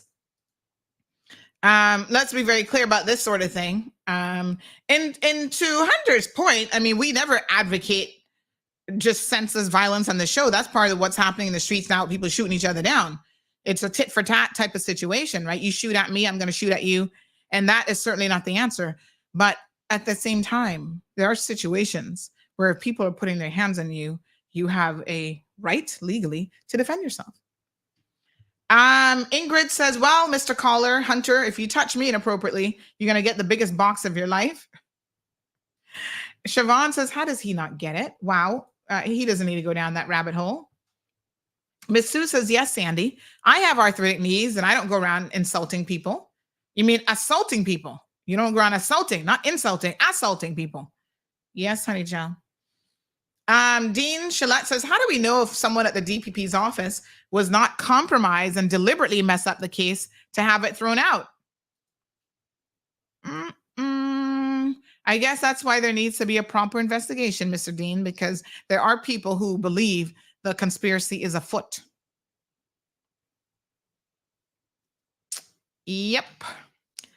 Jamila says, Tracy, he talks a little bit too much. I agree, says Jackie. I agree with what part? Ingrid says, this caller Hunter's out of context. Johan says, do not touch anybody without their consent. Sashel says, whatever, caller, you sounds like one. Jonathan says, try what? He did not threaten you. I'm not sure what that directly is about. Okay. Siobhan says, you don't give people credit if they're that stupid, then that's on them to know the difference. No one is promoting violence. Good morning, caller. Uh-oh. No caller.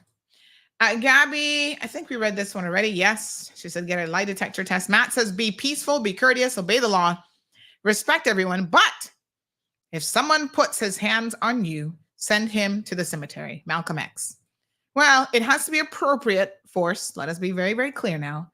Mr. Bush cushioning you on the shoulder, sending him to the cemetery wouldn't have been an appropriate response. But slapping his hand away, or, I dare say slapping him would have been appropriate, in my opinion. That wouldn't have gotten you in any trouble. Now, we're not talking about killing the man, send him into the cemetery. But yes, a good pow, kapow would have done the job. All right. Jackie says, if that exact thing happened to me, I would not box him, but my voice would be loud as the fire siren. Okay. Tracy responds to Jamila, wouldn't be so bad if what he was saying actually made sense. Good morning, caller. Good morning, Sandy. I just called back to let you know that I want to apologize to everyone that You fat shame this morning? Yes. Okay. Well, it takes a big man to apologize. We appreciate it. Okay.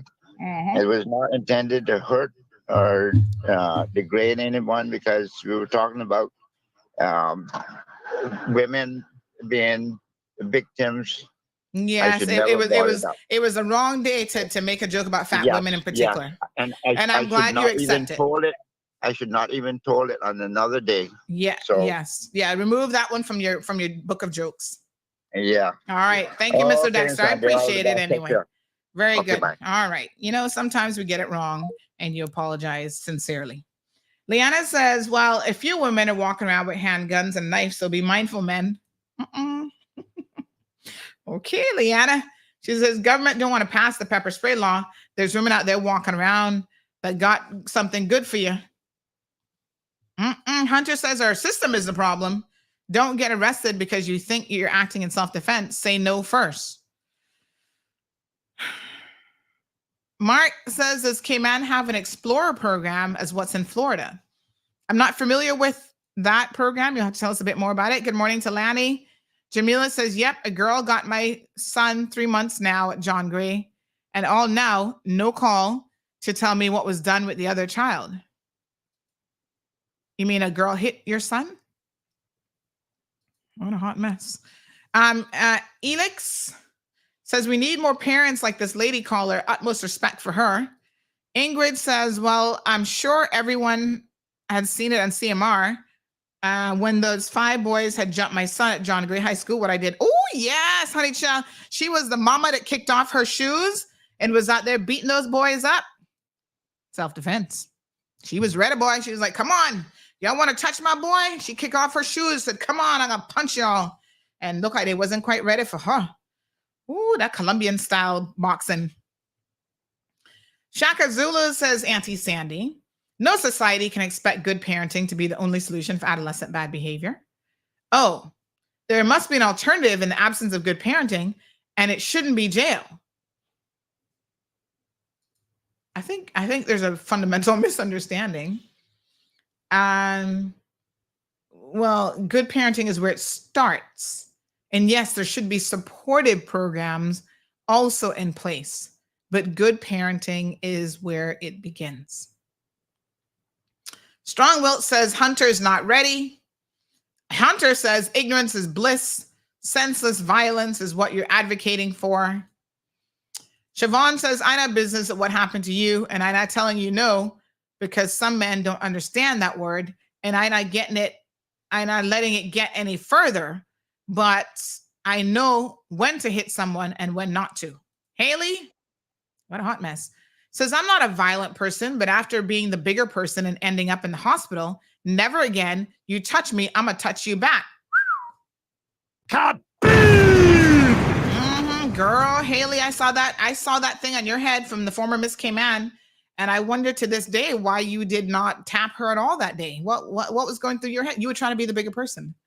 You were trying to take the Hunter approach to self-defense, where you were just going to talk with your words, right? Be like, oh no, Miss K-Man, you're too pretty to be beating me up. Girl, she goes into crazy mode. And I dare say, listen, given her history, if she even walks up to me aggressive, I'm going to be ready. Ooh, honey child, some people, you got to see it coming now after they've beaten up like 6 people already. Garrett says, to be honest, Hunter can be a great politician and make an intelligent, sound decision. However, he does need to learn a bit more and stop digging himself a hole by calling on CMR. Well, everybody has an opinion, that's for sure. I don't know what Gareth, what you're looking for in a great politician, but we might have to define that very, very carefully. Stephanie says, Mr. Dexter, you're genuine. Soka says, assault like assault, not salt. Don't kill me. Oh Lord. The police is here. The word police is here. Assault, not assault. Okay, Soka. Shaka Zulu says, now that's a real man right there. Kudos, Mr. Dexter. What is the definition of self-defense in our dusty law books? You have a right to defend yourself. It just has to be appropriate. The level of force has to be appropriate. So like I said, you can't put a man 6 feet under for kissing you on the shoulder, but I think you could have slapped him and he would have been perfectly fine. Lawyer 66 says Hunter's trying to virtue signal with a topic that he clearly does not understand. Cars on the higher road can run you over as well.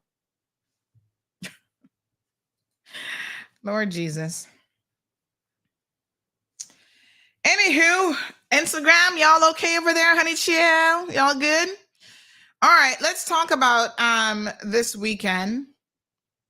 Rough C says, for some reason, I doubt that. I think Tiffany would give you a run for your money and you'd be screaming for police help. Well, let me be very clear. Tiffany would give all of you all a run for your money because she's a very violent woman. But part of the reason why she's able to give people a run for their money is that none of her victims have ever fought back. This is where she, like I said, everybody else went to the Hunter School of Self-Defense and she clearly didn't. So even that last man and his son, she was able to bite them and do the most of them because they did not want to hit her because they were very cognizant. Who is going to believe us that this little petite, she's not really that petite, but she's tall. Who's going to believe us that a big man like me, 50-something years old, right? If I pop this girl and knock her out, that I didn't instigate it. She's going to clean this. And as much as she lied, because she lies like a friggin' rug, yes, she got up there and made all kind of lies up about this man and his family. And the judge did not believe a single word that she had to say.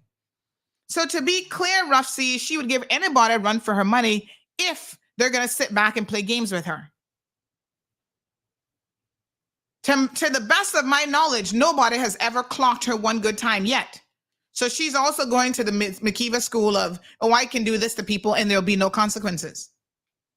But the day anybody can give you, let me be very clear about this. Anybody can give you a run for your money, but you also run up on the wrong person. And as they say about the still river, the still waters run deep. You can't look at somebody and necessarily tell what they're going to come at you with. And the biggest kid on the playground who always wants to beat up everybody and bully everybody, one day he'll go up to the little quiet kid and try to bully him. And that kid has a lot of pent up anger from always doing the right thing and calling the police. And on that one day, the pent up anger gonna let loose on your behind. You'll get a can of whooping. Okay. Think about it. Y'all sit there. It always be the quiet ones that trust me. You think they're the ones to mess with. Yep. The one that is 50 years old and has never had a fight in their life might have a lot of pent up anger. You keep it up. Give them a run for their money. All right. Run up on them. Go right ahead because you soon find out. Pat says, Hunter, start with active listening skills and introduction to political science. Oh, hot mess. Active listening skills. Y'all kills me. Mesh says, amen. Haley says, see, when you know better, you do better. Karma is real. Sometimes people take cheap shots and attack from behind. That's already a lesson learned. Girl, let me tell you something, Haley. I am a firm believer in the fact that you run from trouble. Yes? Don't run to trouble. And this is why, for the most part, I am where I am today because I don't really get involved in too much foolishness, okay? You run from trouble. And that's where I agree with Hunter. If that means trying to call the police in certain circumstances, you do so. But at the same time, you have to know that when trouble will come knocking, there are times that you have to respond to trouble. And listen, I'm not a fighter. I'm a lover. So I don't go out there beating people up and trying to start no fights. That's not my style, none at all. I think that that's cowardly. I think when people have to lay wait you and chase you down the street and be trying to do it, they're cowards. The truth of the matter is they are cowards, and there were so many people over the weekend that approached me. We're talking about this situation from 80-year-olds talking about child. When she came to the girl's home and did the same thing to one of the workers there after putting her kids in the home so she could go run Jamaica after. Listen, people have so many stories, and people know that that's not me. And I'm going to leave it in the hands of the law, as Hunter says, and see how well that's going to go and what exactly they're prepared to do. We'll see. We will see. So, Haley, like you said, you live and learn, honey child. You live and learn. Siobhan says, trust me, after everything that I've been through, I'm going to defend myself when needed. I don't care about jail. The justice system and the police failed me. So if someone touched me inappropriately or tries anything inappropriate, that there won't be no words exchanged. Maria says, to be clear, self-defense ain't 15 shots. Well, that's for sure. That's another coward. That's cowardly behavior when you have to be doing that kind of foolishness. Ay. What a hot mess, honey child. How was your weekend, folks? Y'all had a good weekend? So big shout out to the organizers of the Red Sky at Night. We're going to post up some video later on. It was very well attended. Lots of amazing photos and pictures and the whole 9 yards of that. So thank you. I hope that you guys got to go out and enjoy and support local artisans and vendors and the whole 9 yards. Jonathan, how are you? Jonathan says, William McKeeva Bush, his whole political career has been built upon an MO of manipulative, self-interest, institutionalized corruption. and a general malaise of buffoonish. Oh God, I don't know if I can say that word. But anyway, you guys can read it. And a sense of impunity indicative of a narcissistic predator. Oh my God, don't mince your words here today, Jonathan. The failure to hold him accountable for his financial miscreant prostitution of any and or all decision-making processes has created and allowed this depraved idiot, spelled idiot, not idiot, idiot, to continue unhindered. The derelict system of justice, which we have, and unfortunately got cut off, but boy, you woke up on the wrong side of the bed yet today, honey chill. Yes, sir. What a hot mess. Lord Jesus, take the wheel. Take the whole bus. Well, what can I say? Let me sip some water. After that heat, Jonathan, let me have some water this morning. Somebody asked me yesterday, Miss Sandy, have you seen you be drinking from all 3-4 cups one time? What the hell are you drinking? I'm like, honey, sometimes I need water. And sometimes I need tea. And then sometimes, and Miss Stacy bring me food, I have iced tea, hot tea, and water. And I haven't had my apple cider in a minute. Jonathan made me hot, spilling the tea, and then at the same time, I got to drink some water to cool down. Well, the truth is the truth, and what can you say? Oh, let's talk about the prison. Thank you, Dutch Hill. Says anything on the incident in prison and the 2 guys they locked up over the weekend. Okay, thank you, child. Woo, Dutch Hills. Hear the story now. And this is another episode of Tittle Tattle CMR moment. Okay, sit down, children. Gather round for your tittle tattle moment. Okay, then, love. So the story goes. Here you know. Our poor little friend, Mr. Darren, what his name is from the Brat there. He got Brat connections. Darren Walton. Who he family to anyway? This is a prison officer who was arrested recently. My God. So apparently the prisoners are all up in their feelings. Watson, sorry. Yeah, them Watsons from the Brat.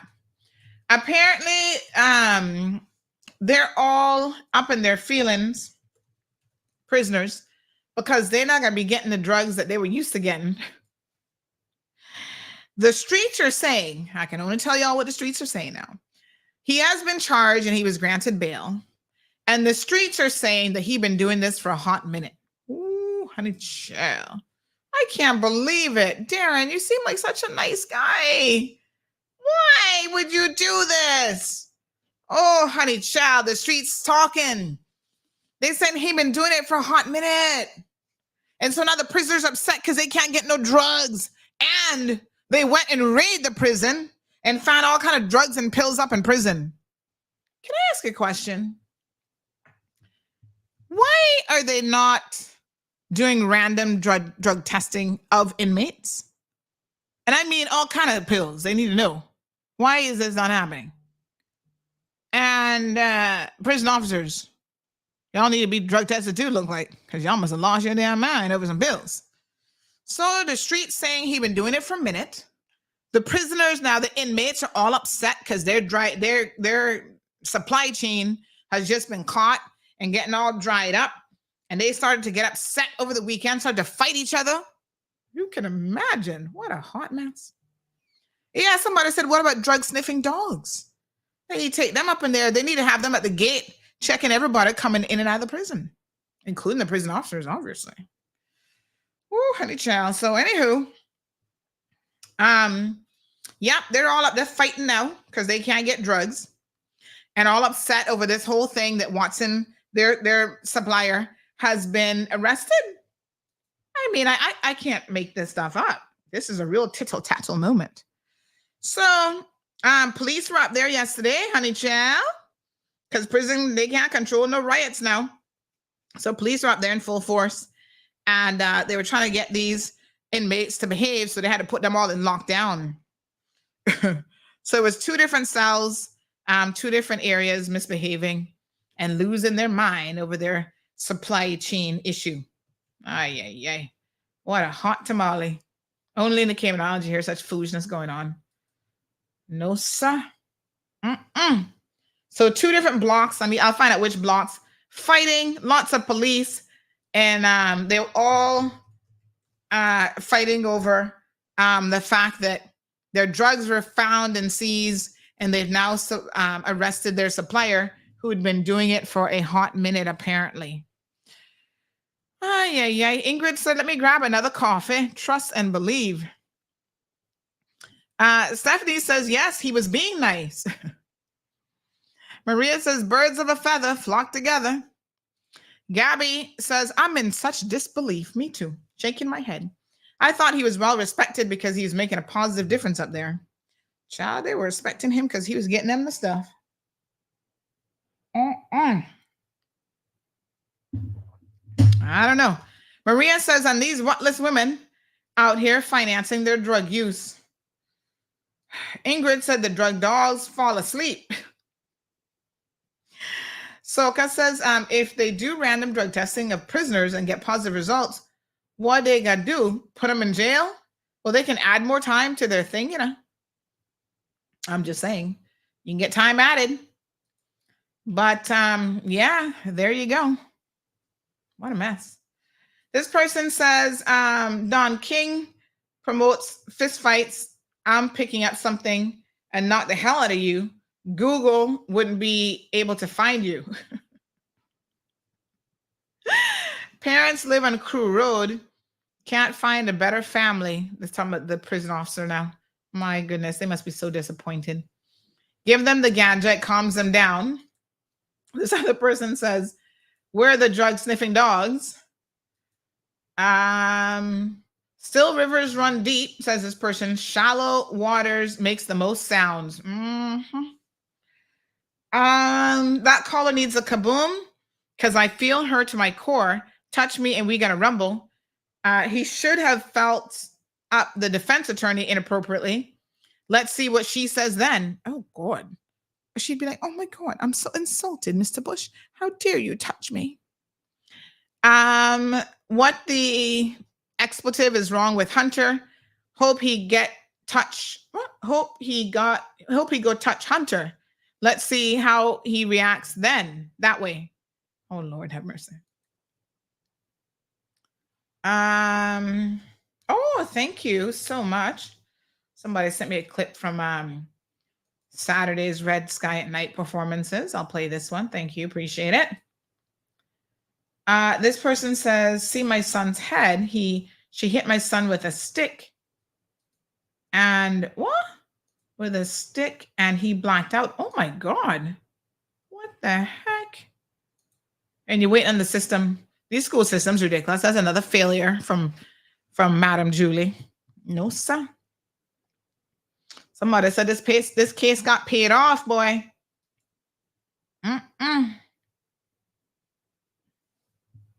What a hot mess. Morning. Just here for the dash cam deets. And yes, Hunter's got it wrong. Lord Jesus, take the wheel.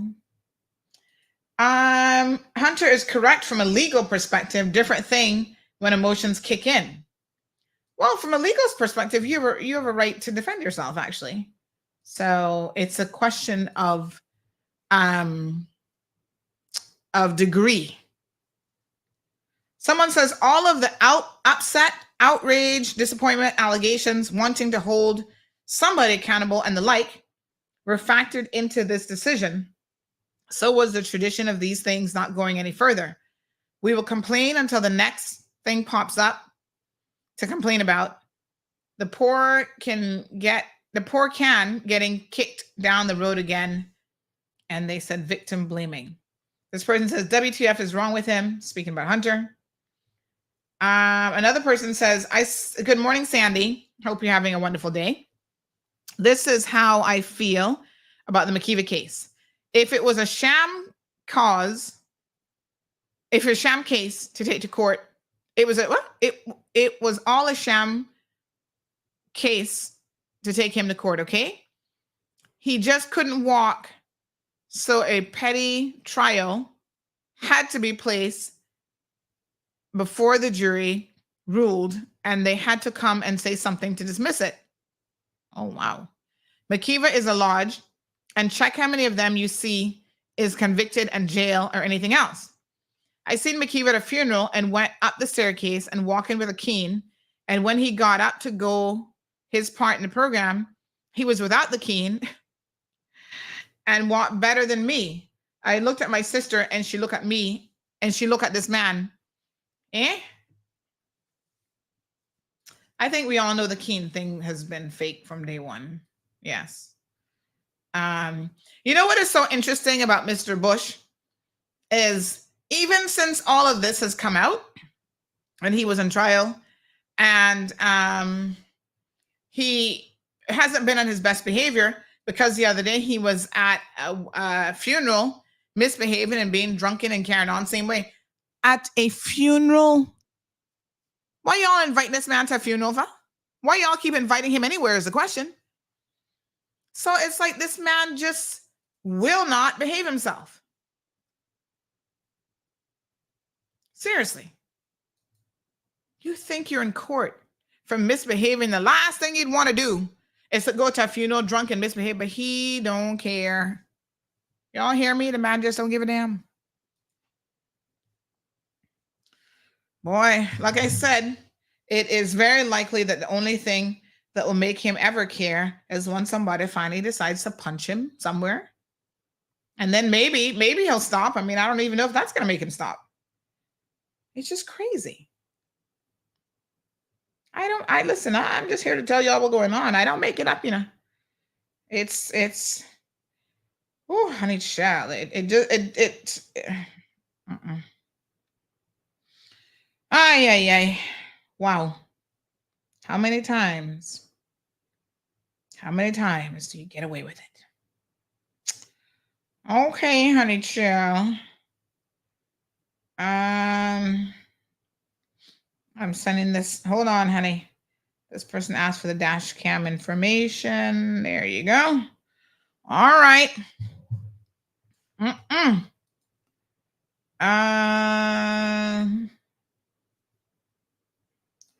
Nicaragua files claim against Germany in international court. What? All right. This person says, please investigate if number one, the complainant number one is still employed with civil service. I know number two is still there, and I sense that threats were made.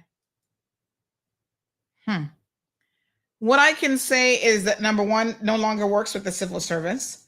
I think that after this ordeal, it could be very understandable why someone would not want to be surrounded in the same building all the time with Mr. Bush and his people like him and people who support him. I mean, I can't blame her. The civil service hasn't really been a stellar location for supporting victims of any kind. I'm just saying. So I wouldn't feel probably welcomed in that environment either.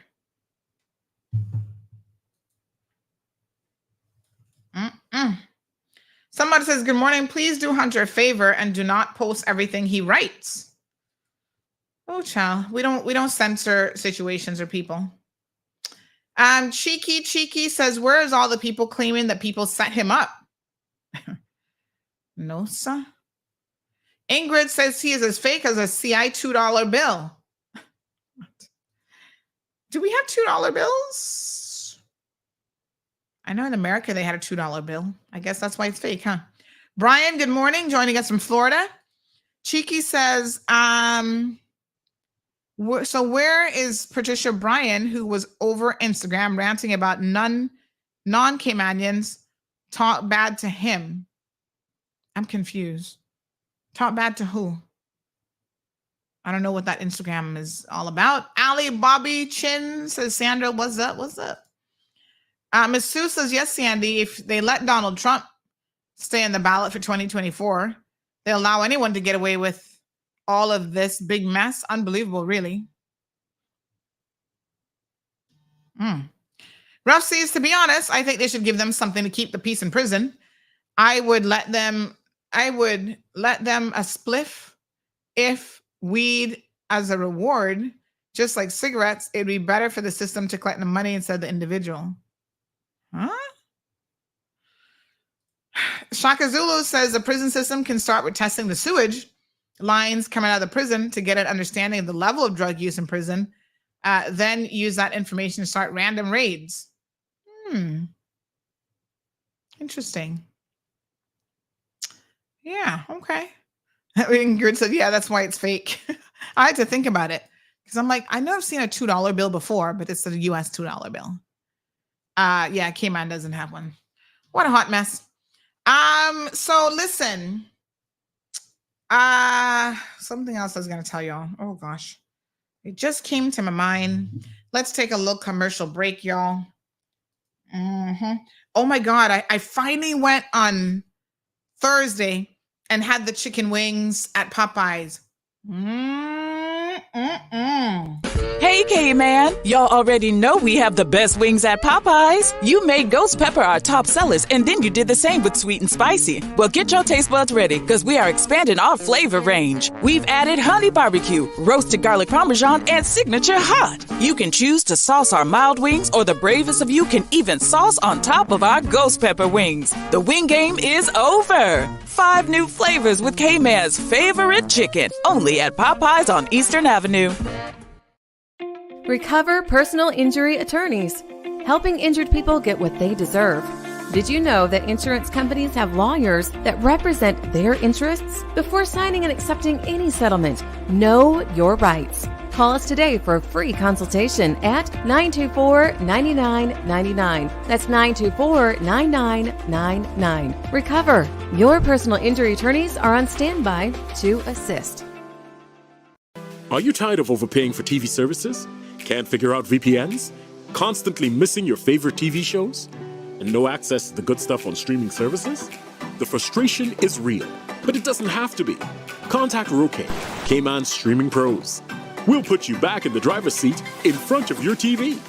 Call, WhatsApp, or message Roque today on 926-1213. Roque is not a TV service provider. Terms and conditions apply. In the mornings, no one wants to miss listening to The Cold Hard Truth or reading CMR. Cayman's #1 news platform has made your morning commute fun again. Pass this time with The Cold Hard Truth on weekdays from 7:30 a.m. Talk radio that's engaging, entertaining, and enlightening. But be careful. Some mornings it's so hot, you might run into a bit of trouble. All right, honey chow. So Cheeky says, Miss Sandra, I'm talking about the guy that take the drugs in the prison. Oh, so Patricia was defending him? Oh, I don't know anything about that. She was cussing out people saying that they talk bad about him and treat him bad.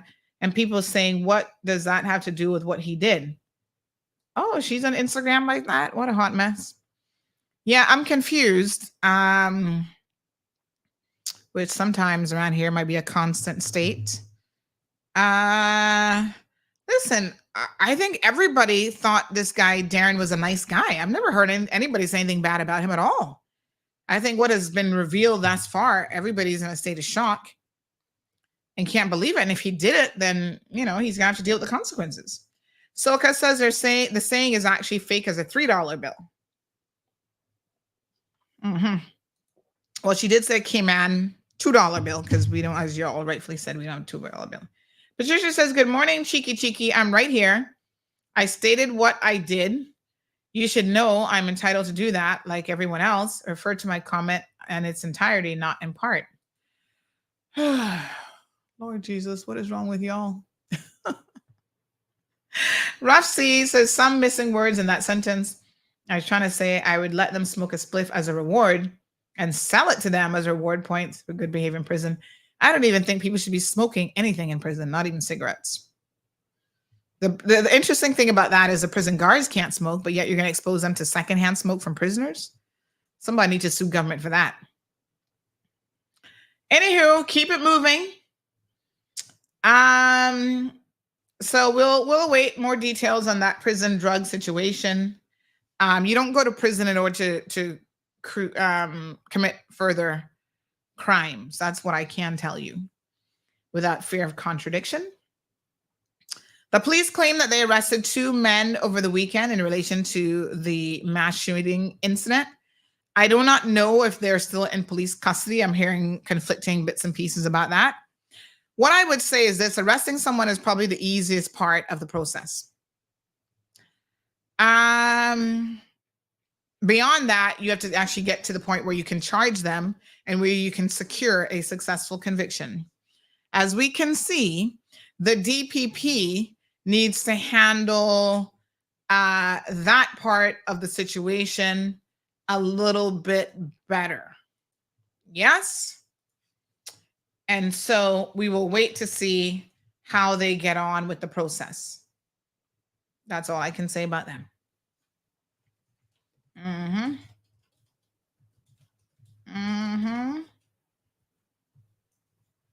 All right. When we get to the point of them actually charging someone, we'll then see where it goes from there. All right, DPP, we're waiting on you. Take your time, but not too long, because we want to hear about charges being laid. I suspect sometimes they just pick people up to try to make the audience, the community feels like something's happening. I'm not saying nothing's not happening, but we need a bit more than that. In relation to the missing teenager last week, lots of very interesting stuff is developing in that case, including that there might have been more than one individual dealing with this young lady, and allegations of her being drugged and other stuff. And even that a mother had rented a location and didn't know that that's what her children, male children and their friends, were using this house for, to be able to lure teenagers to this location and sexually assault them, is the allegation. I'm only telling y'all what's out there. We will advise you of when we know that some people have been arrested in relation to this. And, we have to continue to advocate for protecting our children. What a hot mess. Cheeky says, Patricia, you don't blame people for your own mistake. You were defending him like you know for a fact that someone set him up. Ingrid says, if a person has been arrested and taken into jail for smoking and handling weed, why give them more meanwhile they're in jail? Yeah, that doesn't make any sense. You don't reward bad behavior with things like that. No, honey Chad, that'll make no sense. Ay, what a hot mess. Okay then. So I tell you, I don't know what to say some days. Some days I am legitimately left speechless. So all the victims have come out of the hospital. I don't know where somebody got this from, but somebody was under the impression that someone had died as a result of this shooting. So I want to make that very clear, that there weren't any deaths, thankfully, in this situation. Somebody could have easily have died, but thankfully that was not the case at all. So let me just have a look at a few more things here. All right. Yes, honey child. Okay, very good. Yes. All right. Let me see here now. So we have a couple all episodes or physical address, blah, blah, blah, blah, blah. All right, so we got some causeless. Hopefully that man is getting his traffic situation sorted out this morning. Again, folks, Oh, here's breaking news. The Supreme Court of the United States of America has ruled that Donald Trump could remain on Colorado's primary ballot, rejecting a challenge that could have upended the 2024 race. Wow. Justices ruled, of course, they are a conservative court, that the 14th Amendment does not allow Colorado to bar the former president from the state's primary ballot. The justices offered different reasons, but the decision was unanimous. Ruling just came in this morning. So it looks like Donald Trump could very well be headed back to the White House. My God, America. Y'all are a hot mess. You all are a hot mess. So he remains eligible. Wow. Wow.